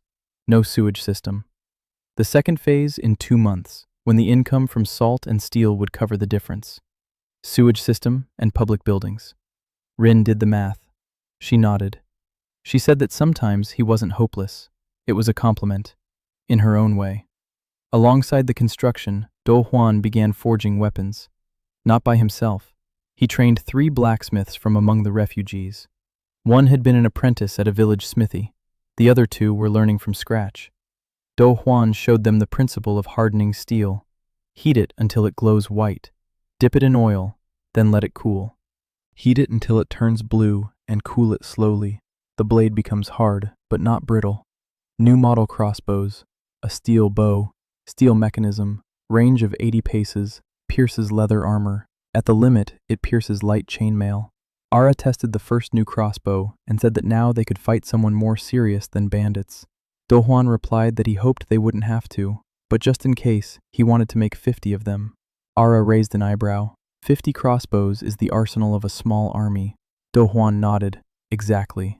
On the walls of Pex, they were now on duty around the clock, 4 shifts of 10 people each. Ara worked them to the bone. Drill training, archery, close combat with spears, wall defense, breakout procedures. Nam Sol joined the training a week after it began. Silently, without asking, she simply stepped into the ranks. Ara looked at her slender arms, at her fox ears pressed against her head, and handed her a bow. Not a crossbow, a bow, because Sol was fast, faster than any person in the city, beast human reflexes. She drew the string and released the arrow a split second before an ordinary archer could even take aim. Her accuracy was average, but her speed, 3 arrows in the time it took a crossbowman to fire 1. Ada said she could be made into the best archer in Pekson if her accuracy were brought up to par. Sol heard this and looked at Otto without wariness for the first time. Two women, a spearwoman and a former slave. They didn't become friends, not right away, but a bond formed between them. Respect. Sol saw that Otto was strong and didn't bully the weak. Otto saw that Sol was quick and didn't run away when she was scared. That was enough for a start. The end of the 5th month. The 6th month brought the first real harvest and the first real enemy. The barley in the fields beyond the southern wall had ripened. The grains were heavy and full. Do Juan stood at the edge of the field and watched as the women cut the ears of grain with sickles made of Peksong steel. The sickles were sharper than any imperial tool. The peasant women couldn't stop rejoicing. One of them said that in 30 years of working in the fields, she had never held such a light sickle. Do Juan nodded and thought that in his past life, he had bought bread at the store and never once thought about sickles. The harvest filled 3 granaries. The grain would last for 6 months. For the first time, Peksong was not dependent on trade caravans. Rin calculated the surplus and said they could sell some grain. Not much, but symbolically. A city in the desert that exports grain. That statement was more powerful than any army. Do Juan agreed. And just then, a rider appeared on the horizon. Alone, on a fine horse, wearing a black cloak with a silver clasp. Do Juan stood on the eastern tower and watched as the rider approached. Ara stood beside him, her hand on her spear. The rider rode up to the gate and dismounted. He raised his hands to show he was unarmed. He identified himself, a messenger from the young Emperor Song Yun Ho, with a personal message. Taegon let him in after searching him.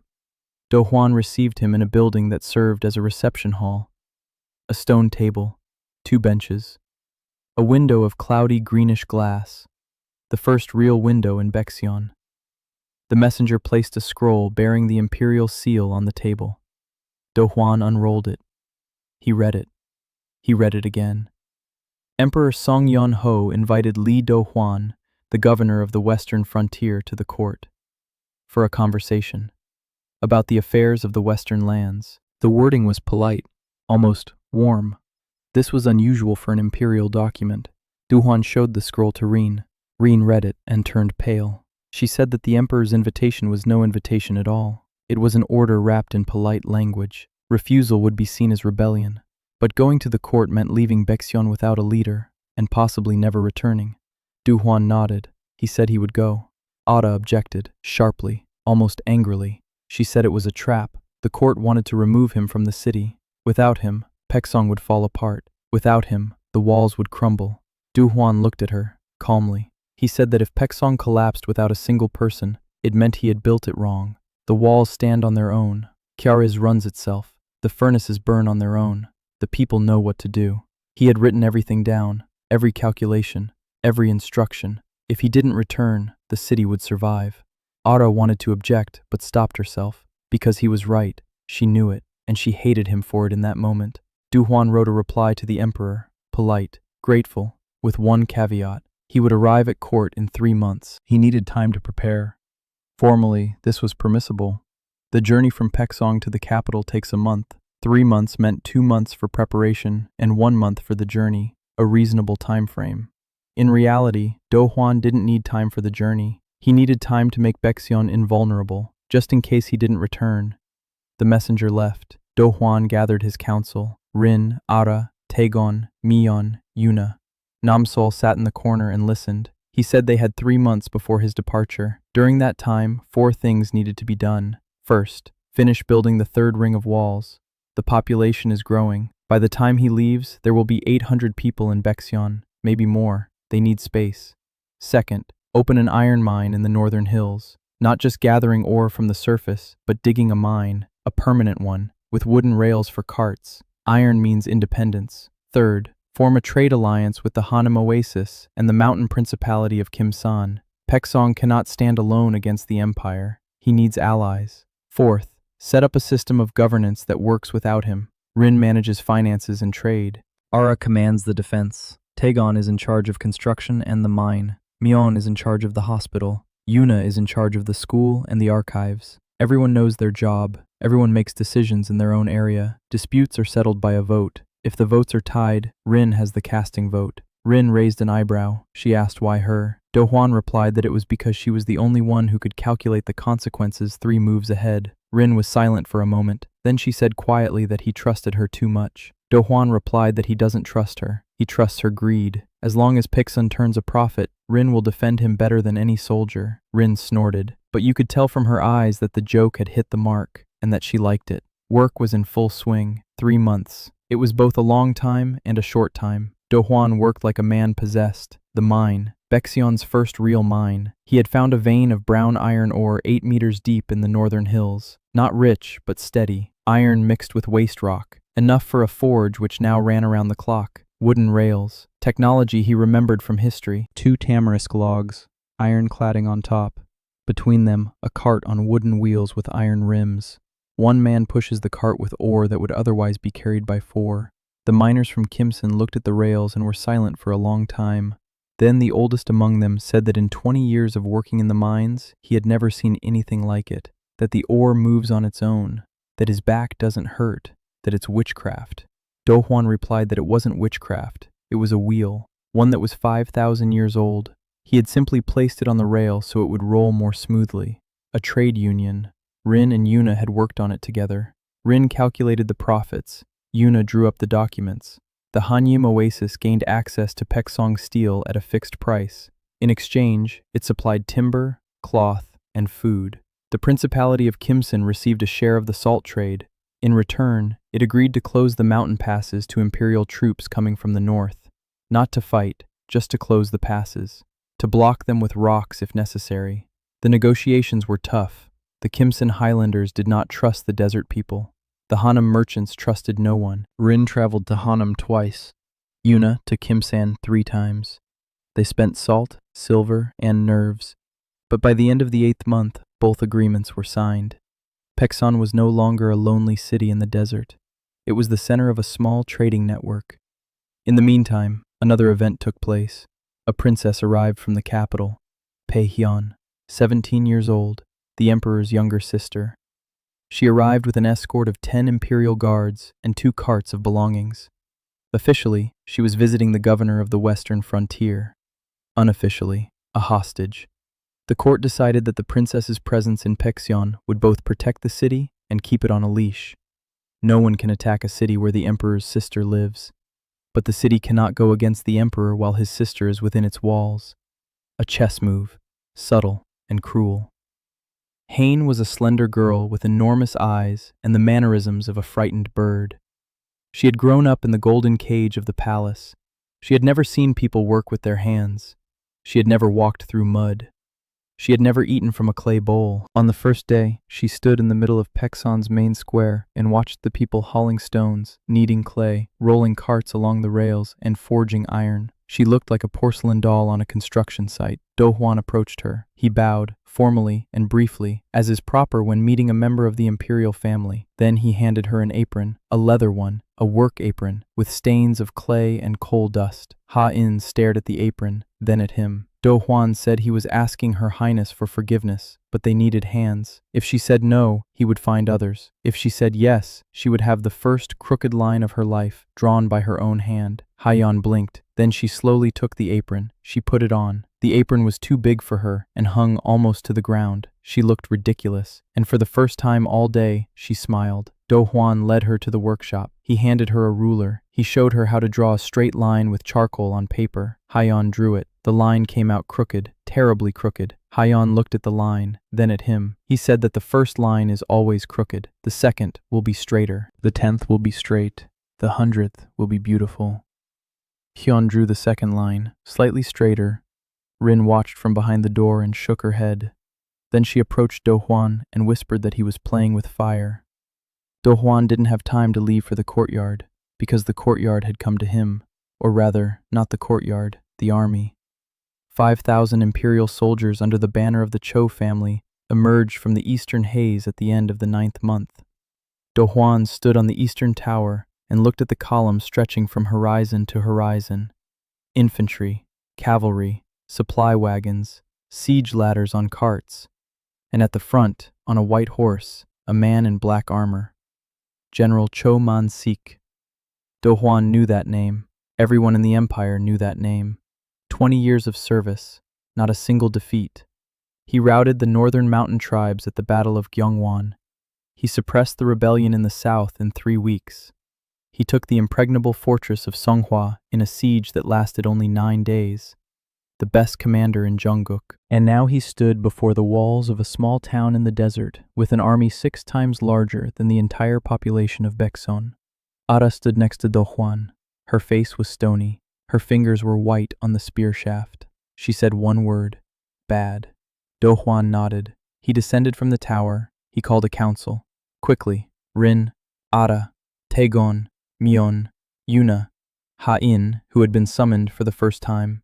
Namsol stood by the door as usual. He spread the map of the city on the table. He said they had 3 walls. The first ring, the second ring, the third still under construction. The garrison, 120 militia fighters, 40 crossbowmen with steel crossbows, 30 spearmen, the rest with swords and shields, 4 months' worth of food supplies, unlimited water, kiaris, enough arrows and bolts for 2 days of intense fighting. After that, the smithy will forge new ones, but slowly. Against them, 5,000 trained soldiers, siege ladders, probably battering rams, possibly catapults, supplies from the Empire via the Eastern Road. They can hold out for as long as they want.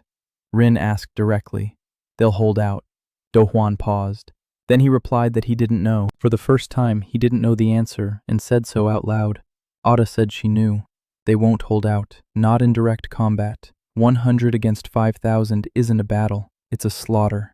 The walls are good, the crossbows are good, but Choman-sik isn't a fool. He won't charge head on. He'll wear them down, cut off the supply routes, wait until they run out of arrows, and then he'll move. Do Hwan nodded. He said that in that case, they had to make a head-on attack more advantageous for him than waiting. Ada raised an eyebrow. Do Hwan laid out the plan. He began to explain.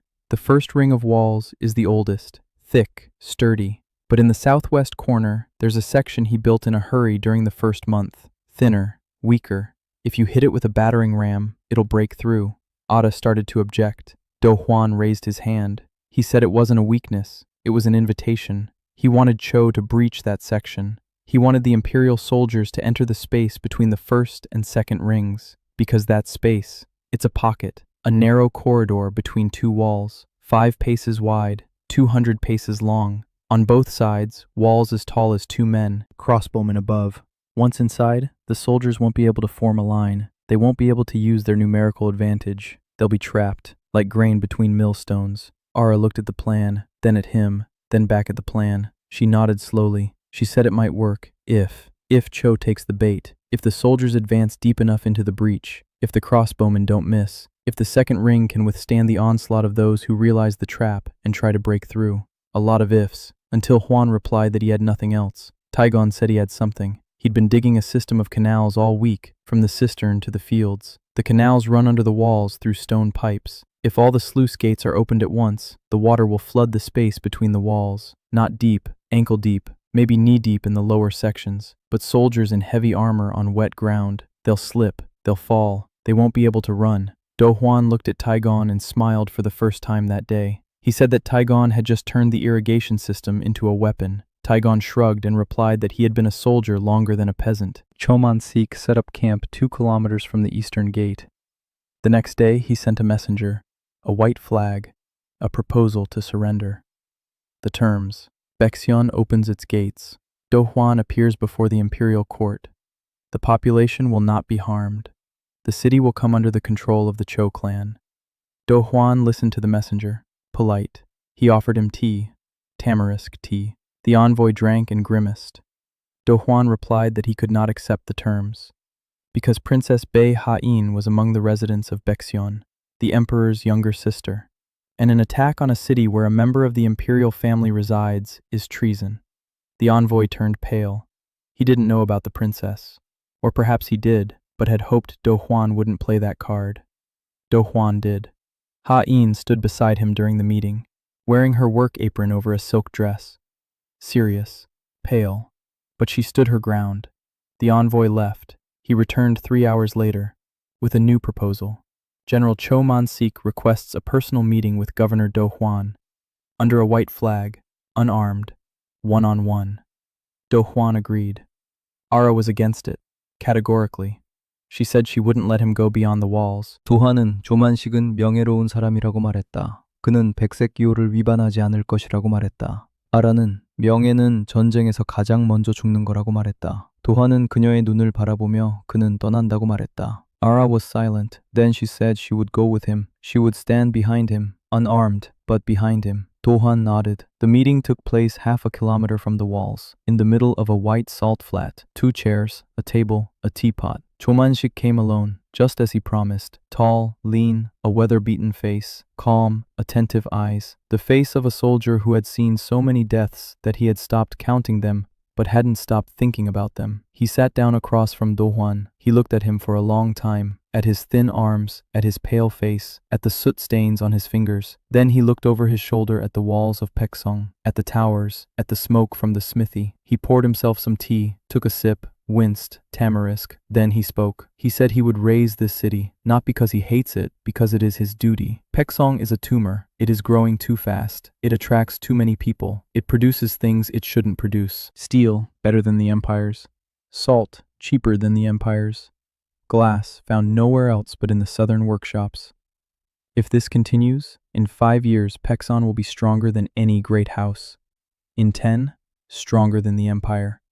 This cannot be allowed to happen. Do-hwan listened. Then he replied. He said he would stand his ground, not because he hates them, because behind him are those who have nowhere else to go. 800 people, refugees, orphans, former slaves, former miners, peasants robbed by tax collectors, children, many children. If he opened the gates, they would all return to where they came from, to starvation, to slavery, to death. He could not let that happen. Cho looked at him in silence. Then he nodded, slowly, with respect that was not feigned. He said he understood, and that it changed nothing. In the morning, he would begin the siege. Do-hwan nodded. They stood up. They bowed to each other, deeply, in the soldier's way. Ara, standing behind Do-hwan, looked at the general and saw what only warriors see, a man who had come to kill them, and who deserved respect. This is the worst kind of enemy. Do-hwan returned behind the walls. He gathered everyone, 800 men in the main square. He said the siege would begin in the morning, that it would be hard, that he couldn't promise victory, but he could promise that every stone, every arrow, every sip of water in this city would work to defend them, because he built this city for them, not for himself, for every one of them, and he won't give it up. Silence. 800 people stood in silence. Then the old woman, the very same one, whose grandson had nearly died of thirst on the first day, she stepped forward, raised a clay bowl of water, and said that Paeksong's water would not run out, because Paeksong would not run out, and she drank. Then the rest drank, from bowls, from mugs, from their palms, spring water, cold, clear, that very water, the one that began in a hole near a tamarisk bush. Do-hwan stood among them and drank the same water. His hands didn't tremble. His mind was calculating the number of arrows, the supply of oil for incendiary projectiles, the thickness of the walls in the southwestern sector, the angle of fire from each tower, the rate at which the space between the walls would fill with water. He was calculating because calculating was the only thing he knew how to do, and because his calculations determined whether the 800 people who had just been drinking water next to him would survive tomorrow. The night before the siege, Do-hwan hadn't slept. He sat in the outpost basement in front of a model of the city. Wooden blocks, pebbles, sticks, little Baekseon on the table. He moved the pieces around. Crossbowmen here, spearmen here, a barricade here, spare bolts here, gates here. Ara came at midnight. She stood behind him. She looked silently at the model. Then she placed her hand on his shoulder. The drums thundered steadily and heavily, like the heartbeat of a huge beast. Do-hwan stood in the outpost basement in front of the model and listened to the runners' reports. First report. The Imperial infantry has formed into 3 columns. 2 columns at the eastern gates. One is flanking from the southwest. Choman-sik spotted a weak section of the wall, just as Do-hwan had anticipated. Second report. The advance guard has moved toward the gates with the ladders. A diversionary maneuver. The main assault will toward the southwest. Ara is on the wall. She sees everything. She sent a note via a runner. 3 words. Southwest? Battering ram? Soon. Dohwan moved a piece on the model. The crossbowmen from the eastern tower are moving to the southwest tower. 20 barrels. Tagon's spearmen take up positions behind the second ring. The gates are still closed. Wait. Third report. The eastern gate is under fire. Burning arrows. One hit the barn roof. They're putting it out. Dohwan nodded. The barn isn't critical. The grain is in the underground storage. Let the roof burn. Fourth report. Southwest sector. Battering ram. Heavy. A log on wheels under a canopy of wet hides. 10 men are pushing. 20 are covering them with shields against arrows from above. Ada commands the fire. Crossbow bolts fly. Steel tips pierce the shields. Men fall. But the battering ram moves forward. Fifth report. Impact. The wall shudders. Dust. Second impact. A crack runs up the wall from the base to the middle. Third impact. A breach. Stones and clay crumble inward. A hole 2 men wide and 1.5 men high. The Imperial soldiers shouted. The scent of victory. They surged through the breach. The first 10, 20, 50. Dohwan counted by the reports.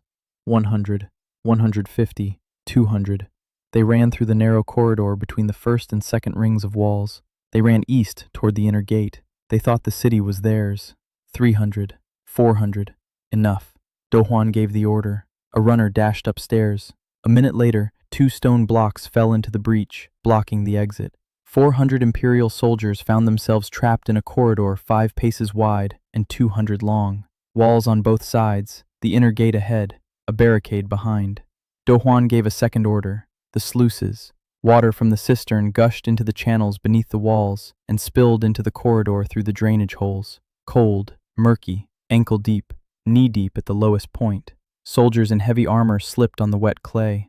The formation broke. Someone fell. Someone stepped on the fallen soldier. A stampede.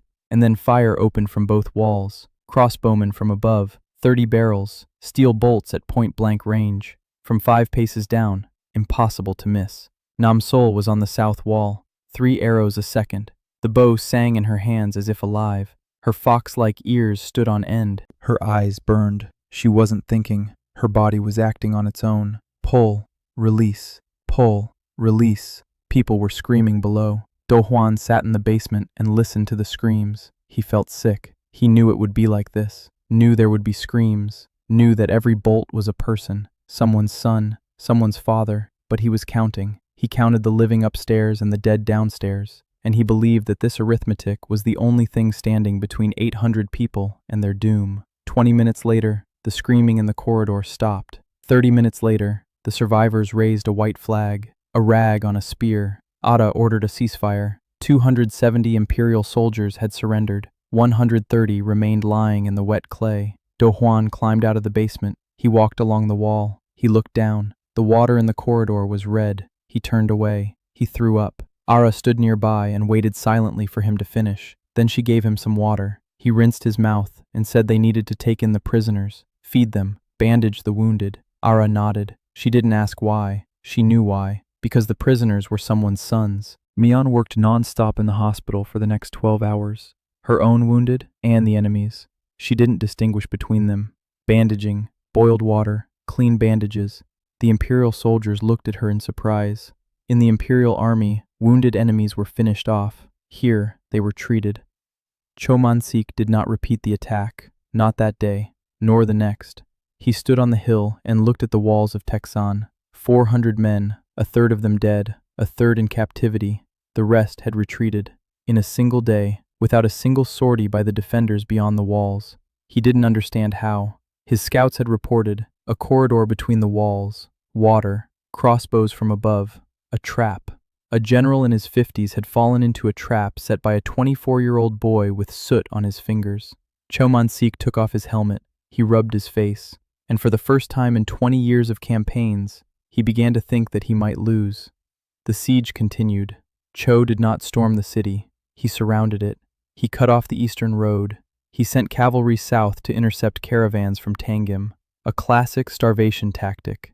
Wait until the food runs out. The siege lasted 31 days. On the 4th day, Cho attempted a night attack, quietly, without drums. 200 soldiers with ropes and grappling hooks crept up to the northern wall. Namsol heard them first. Her fox-like ears picked up the rustle of grappling hooks on stone 300 paces away. She raised the alarm. Crossbowmen met the attackers halfway to the crest. Imperial casualties, 40 men. Pexon's casualties, 3 wounded. On the 9th day, Cho deployed incendiary projectiles, clay pots filled with burning resin launched from lever-operated catapults. Simple but effective. The projectiles fell over the walls and shattered, scattering flames. The tamarisk warehouse caught fire. The workshop roof caught fire. Do Huan was prepared. He had placed clay barrels filled with water and sand at every intersection throughout the city. Fire crews of 10 men were on duty around the clock. They extinguished the fires within minutes. But one projectile struck the hospital. Mion was leading the wounded out of the burning building. She shielded the last one carried on her own, a man twice her weight. She pulled him out and collapsed at the threshold. Her hands were burned. Her hair was singed.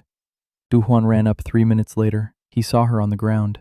He picked her up. She opened her eyes and said everyone was alive. Then she said he had built the hospital out of flammable materials, and that was unprofessional. Du Huan replied that he would build the second hospital out of stone. He promised. Mion said she would remember. On the 12th day, Cho sent a second negotiator. New terms.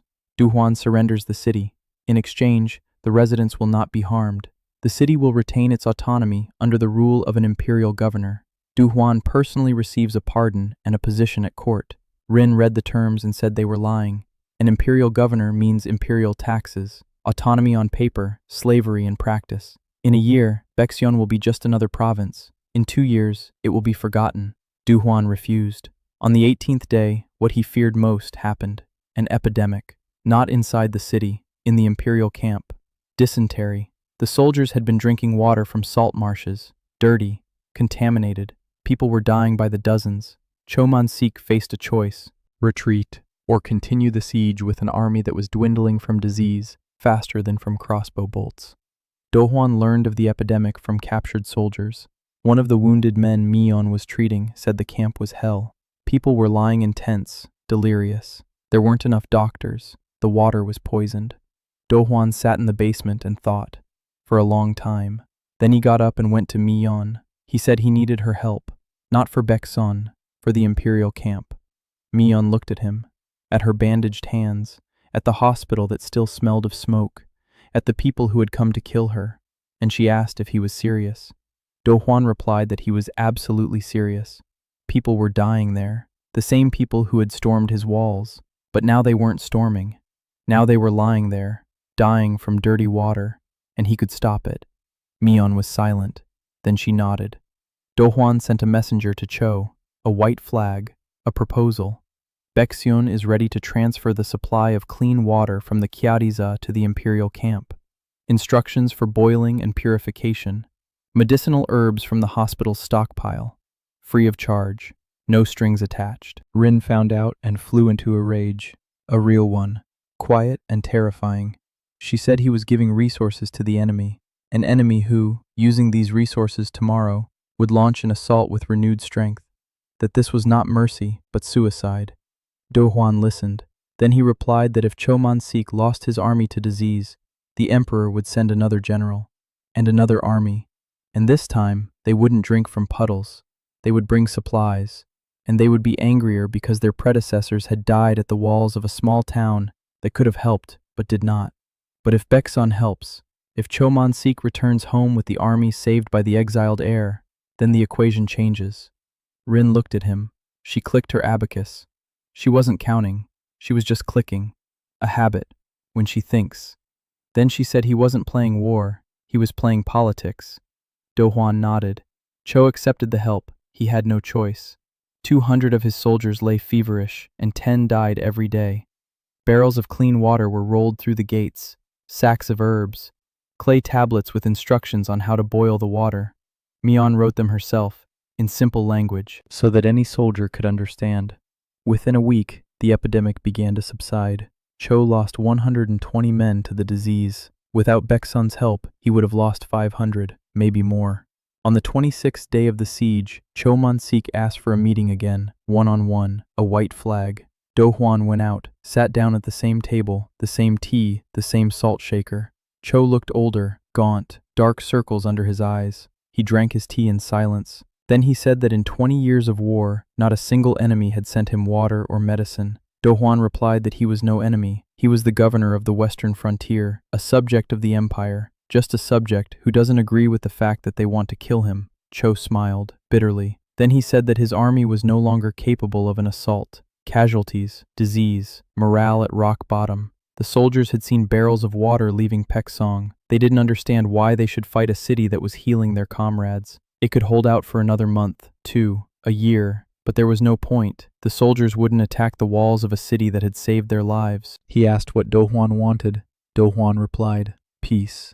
Recognition of Paeksong as an autonomous territory within the empire. Not independence, autonomy, its own laws, its own taxes, its own trade, the imperial banner over the gates, a tribute to the emperor, a symbolic one. 10% of the salt revenue, not 70 as Park had wanted. 10. Cho looked at him for a long time. Then he said it wasn't his decision, it was the emperor's decision, but he would convey it and add a recommendation of his own. Do Hwan asked what kind. Cho finished his tea. He stood up. He said he would tell the emperor one thing, that he hadn't lost to a man. He had lost to a city that thinks, and that it is better to trade with such a city than to wage war against it. They bowed to each other, just like the first time. On the 31st day, the imperial army broke camp and marched east.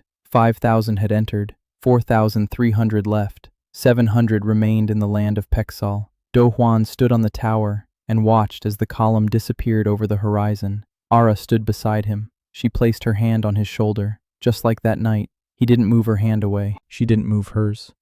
They stood like that until the last horseman disappeared from view. Then Do Hwan turned to her and said he needed to bandage the wound on her hand. Ara looked at her left palm.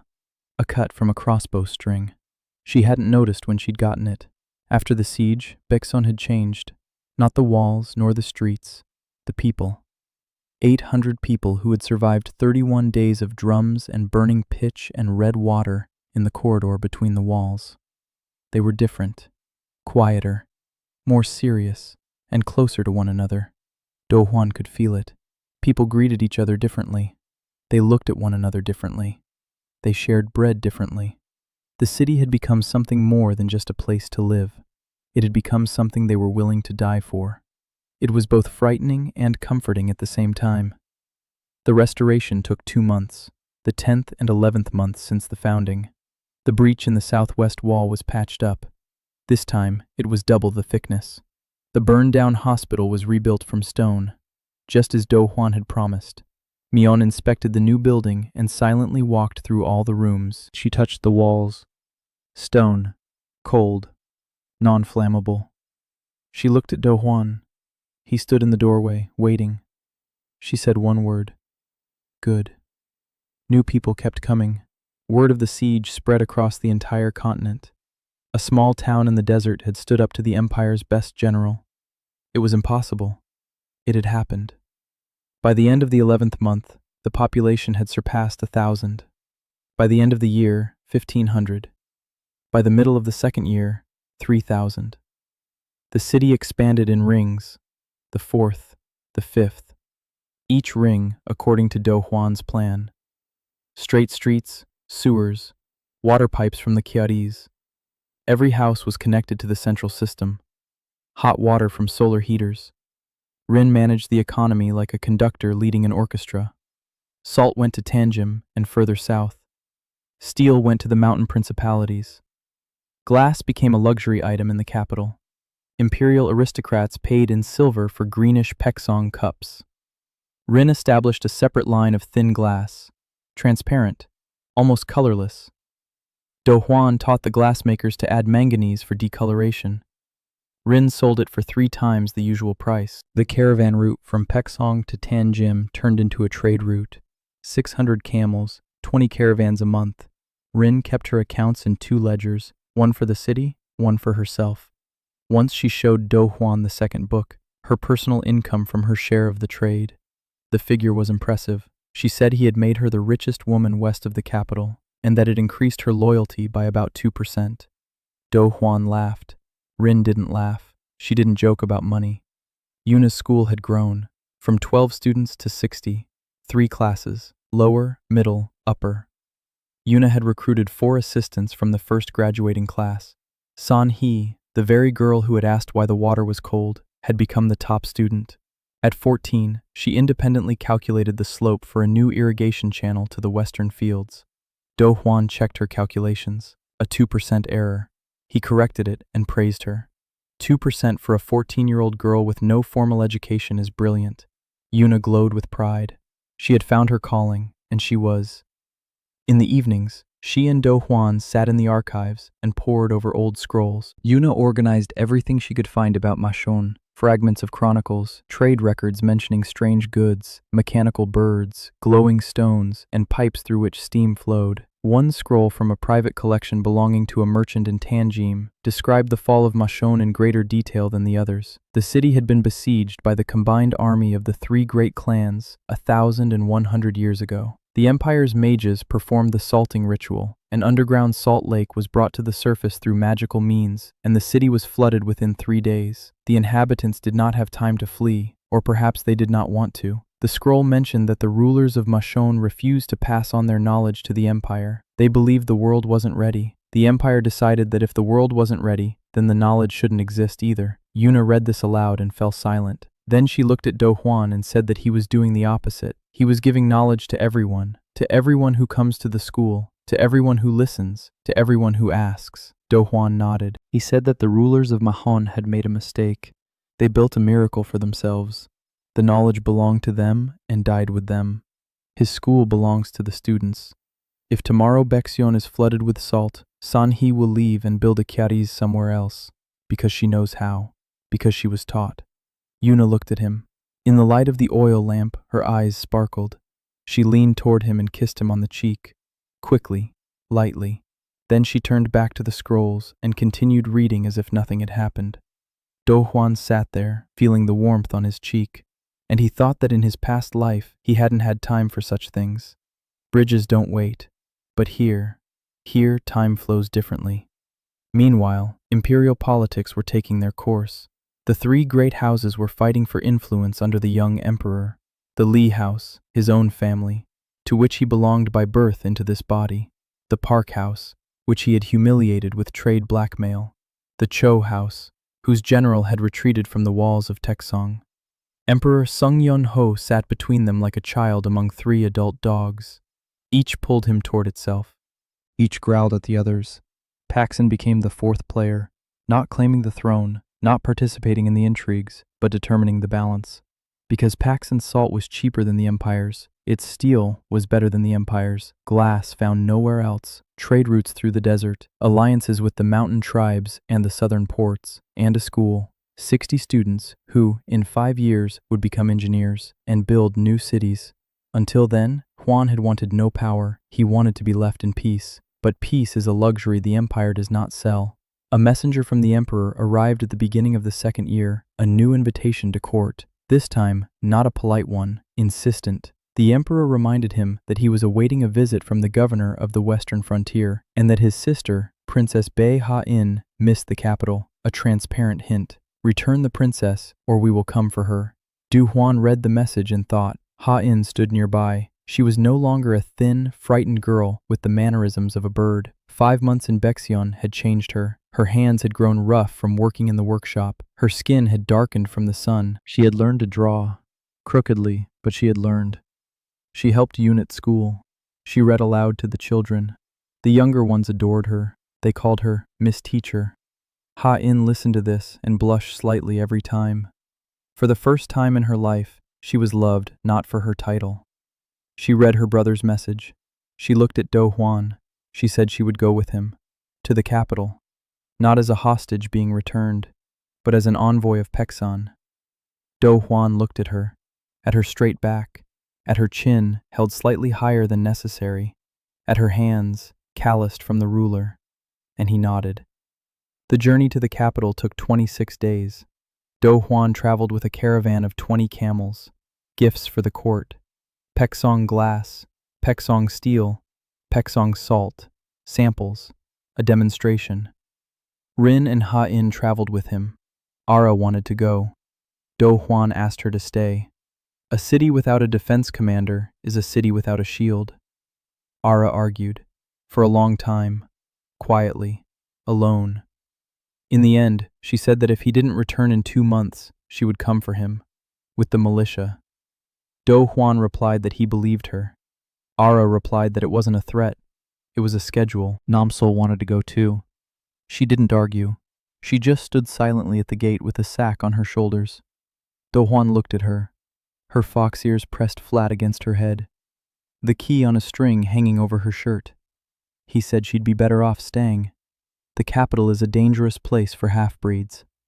Sol looked at him.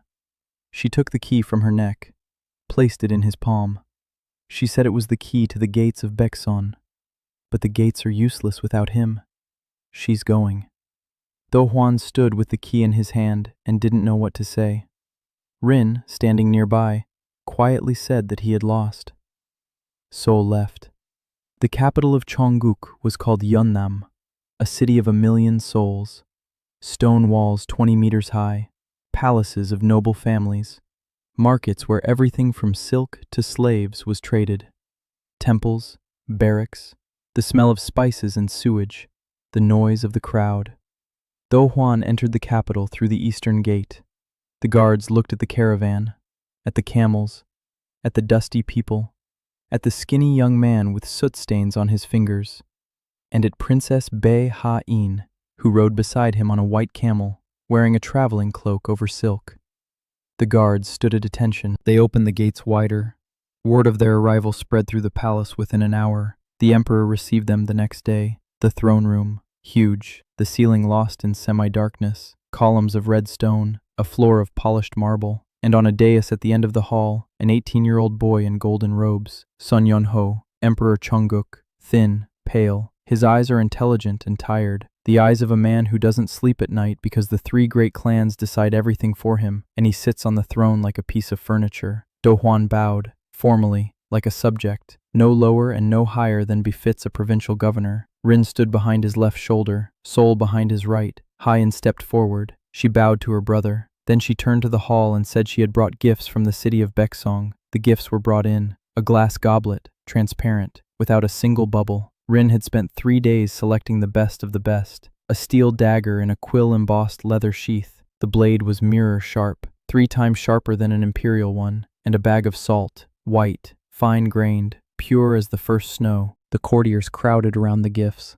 They whispered. They touched the glass, tasted the salt on their tongues. One of the court armorers took the dagger, examined the blade, tested it with his fingernail. His face went pale. He turned to the others and said it was the finest steel he'd seen in 30 years of work. The courtiers whispered louder. The emperor looked at Do-hwan, silently, intently. Then he asked everyone to leave, except Do-hwan and his sister. The hall emptied. 3 people, the boy emperor, the exiled heir, the princess in a work apron hidden beneath a silk dress. Sun Yun-ho stepped down from the throne. He sat down on a step, just sat down, like an ordinary person. He looked at Do-hwan and said that Choman-sik had called his city a city that thinks, that the 3 great clans demand the destruction of Baeksan, that his advisors say one thing but their eyes say another, that he is tired, and that he needs a water supply system. Do-hwan blinked. The emperor repeated it. A water supply. There are 1,000,000 people in the capital, and all the water comes from the river and wells. The river is dirty, the wells are running dry. Every summer there are epidemics. Every winter the pipes freeze.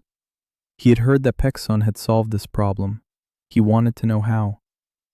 Do-hwan looked at the emperor, at an 18-year-old boy who rules an empire and is asking for engineering help. Not troops, not money, not intrigue. A water supply system. He sat down on a step next to the emperor, without invitation, a breach of protocol punishable by execution. Ha-in flinched. Sun Yun-ho didn't move. Do-hwan began to explain. A carve, an underground aqueduct, how it works, gravitational slope, vertical shafts, filtration. For the capital, the scale is different. Not 3 kilometers, but 30. Not a single carve, but a network. We need to find an aquifer in the hills north of the city, drill exploratory wells, calculate the gradient, build an aqueduct for areas where we can't go underground. It's a 3-year project, maybe 5. Thousands of workers, a huge amount of money. But the result? Clean water for 1,000,000 people, all year round, without interruption. The emperor listened. His eyes burned, just like Yuna's when she first heard about the carve, just like San-hee's when she understood why the gradient was needed. A hunger for knowledge. Do-hwan saw it again and again, In the eyes of peasants and princesses, in the eyes of generals and children, people want to understand. It's just that no one explains it to them. The emperor asked what he wanted. Do Juan replied, autonomy for Baeksion, official, with the imperial seal, the right to its own laws, its own trade, its own army, a 10% tribute to the emperor. In return, Baeksion builds an aqueduct for the capital, trains imperial engineers, shares technology, doesn't sell it, shares it, openly, no secrets. The emperor looked at him, then at his sister. Hyun nodded, a small nod, but the emperor saw it. He trusted his sister, the only person at court he could trust, and she had lived in Paeksan for 5 months and returned a different person, with calluses and a straight back, and something in her eyes that hadn't been there before. The emperor extended his hand. Do Juan shook it, a handshake, not a bow, not a ritual, a handshake, as between equals. The 3 great houses learned of the agreement that very evening. The Lee house remained silent. Do Juan was their blood. His success raised their status. The Park house gritted its teeth but remained silent. The trade agreement with Paeksan brought them profit. The Cho house. Cho Man-sik stood at the window of his home in the capital and watched the sunset. His aide reported on the agreement. The general nodded. He wasn't surprised. He had lost to a city that thinks. The city continued to think. It was logical that he had come here. Do Juan spent 2 weeks in the capital. He surveyed the hills to the north. He found an aquifer at a depth of 20 meters. He drew up a preliminary design. He left it with Yoon, who arrived on the 3rd day with 3 students. They would stay in the capital. They would begin work. Do Juan returned to Baeksan at the end of the 2nd year. The caravan was traveling along the eastern road, and he saw the city from afar. 5 rings of walls, smoke from the forges, green swaths of fields surrounding the white sea of salt, the blast furnace chimney, the highest point in the city. Smoke was rising from it. That meant smelting was underway. That meant the city was functioning, without him. He had been away for 2 months. The walls stood. Kyares was working. The furnaces were burning. People were living. Rin had sent him a report while he was on the road. Trade revenue had grown by 18%. The population had reached 5,000. The 3rd barley harvest had been gathered. The school had accepted 20 more students. Ada had carried out 2 successful operations against bandit gangs on the southern road. 0 casualties. The city hadn't just survived without him. The city had. Do Juan read the report and smiled, because it meant he had built the right thing. Not himself as irreplaceable, but a system that works. When the caravan approached the gates, they were already waiting for them. Ada stood at the gate, in a polished breastplate, with a spear, with that very hawk-like face. But when Do Juan dismounted and approached her, she did something she had never done in front of others. She hugged him. Briefly, tightly, let go, took a step back, her face stony again, but her ears were red. Taigon stood behind her, smirking under his mustache. Rin was waiting in the treasury, with accounts, with a list of questions, with figures that demanded his attention. She looked up when he entered. She looked at him. She said he had lost weight, and that the capital's cuisine was obviously worse than Paeksang's. Do Juan replied that the capital's cuisine was good, but it lacked tamarisk tea. Rin snorted. Then she handed him a scroll. A new trade agreement with Tangyam. The port city was ready to open a direct sea route for Paeksang goods. Salt and steel will go overseas. Rin calculated the profit. The figure was so high that Do Juan read it twice. He asked if it was real. Rin replied that it was a conservative estimate. The optimistic one is twice as much. Do Juan shook his head. He said he needed more than just a trade route. He needed a shipyard. Rin raised an eyebrow. A shipyard. In the desert. Do Juan explained. Not here, in Tangyam. A joint venture. Paeksang Steel and Glass. Tangyam Timber and Craftsman. A new type of ship. With iron fastenings instead of rope. With glass navigational instruments. Rin looked at him with that same fox-like gaze. Then she said, he was thinking 10 years ahead. Do Juan replied that he was thinking 20. But let's start with 10. Myeon was waiting for him at the hospital. The new one, the stone one. She showed him around the wards. Clean, bright, glass windows let in the light. Hot water in every ward. Instruments made of Paeksang steel. Scalpels, clamps, needles. Myung said that during the 2 months he was away, she had performed 14 surgeries, all successful. Not a single infection, not a single death from a dirty instrument. She said this calmly, but the hands she hid behind her back were trembling. She knew the weight of every word. 14 people are alive because she washes her hands and sterilizes the steel. Because one crazy engineer once told her about tiny, invisible creatures on dirty surfaces. That evening, Do Hwan climbed the east tower, alone. No, not alone. Namsol was sitting on the parapet. Her legs dangled over the edge. A foxtail was wrapped around her knees. She turned her head when he approached. She held out her hand. A key lay in her palm.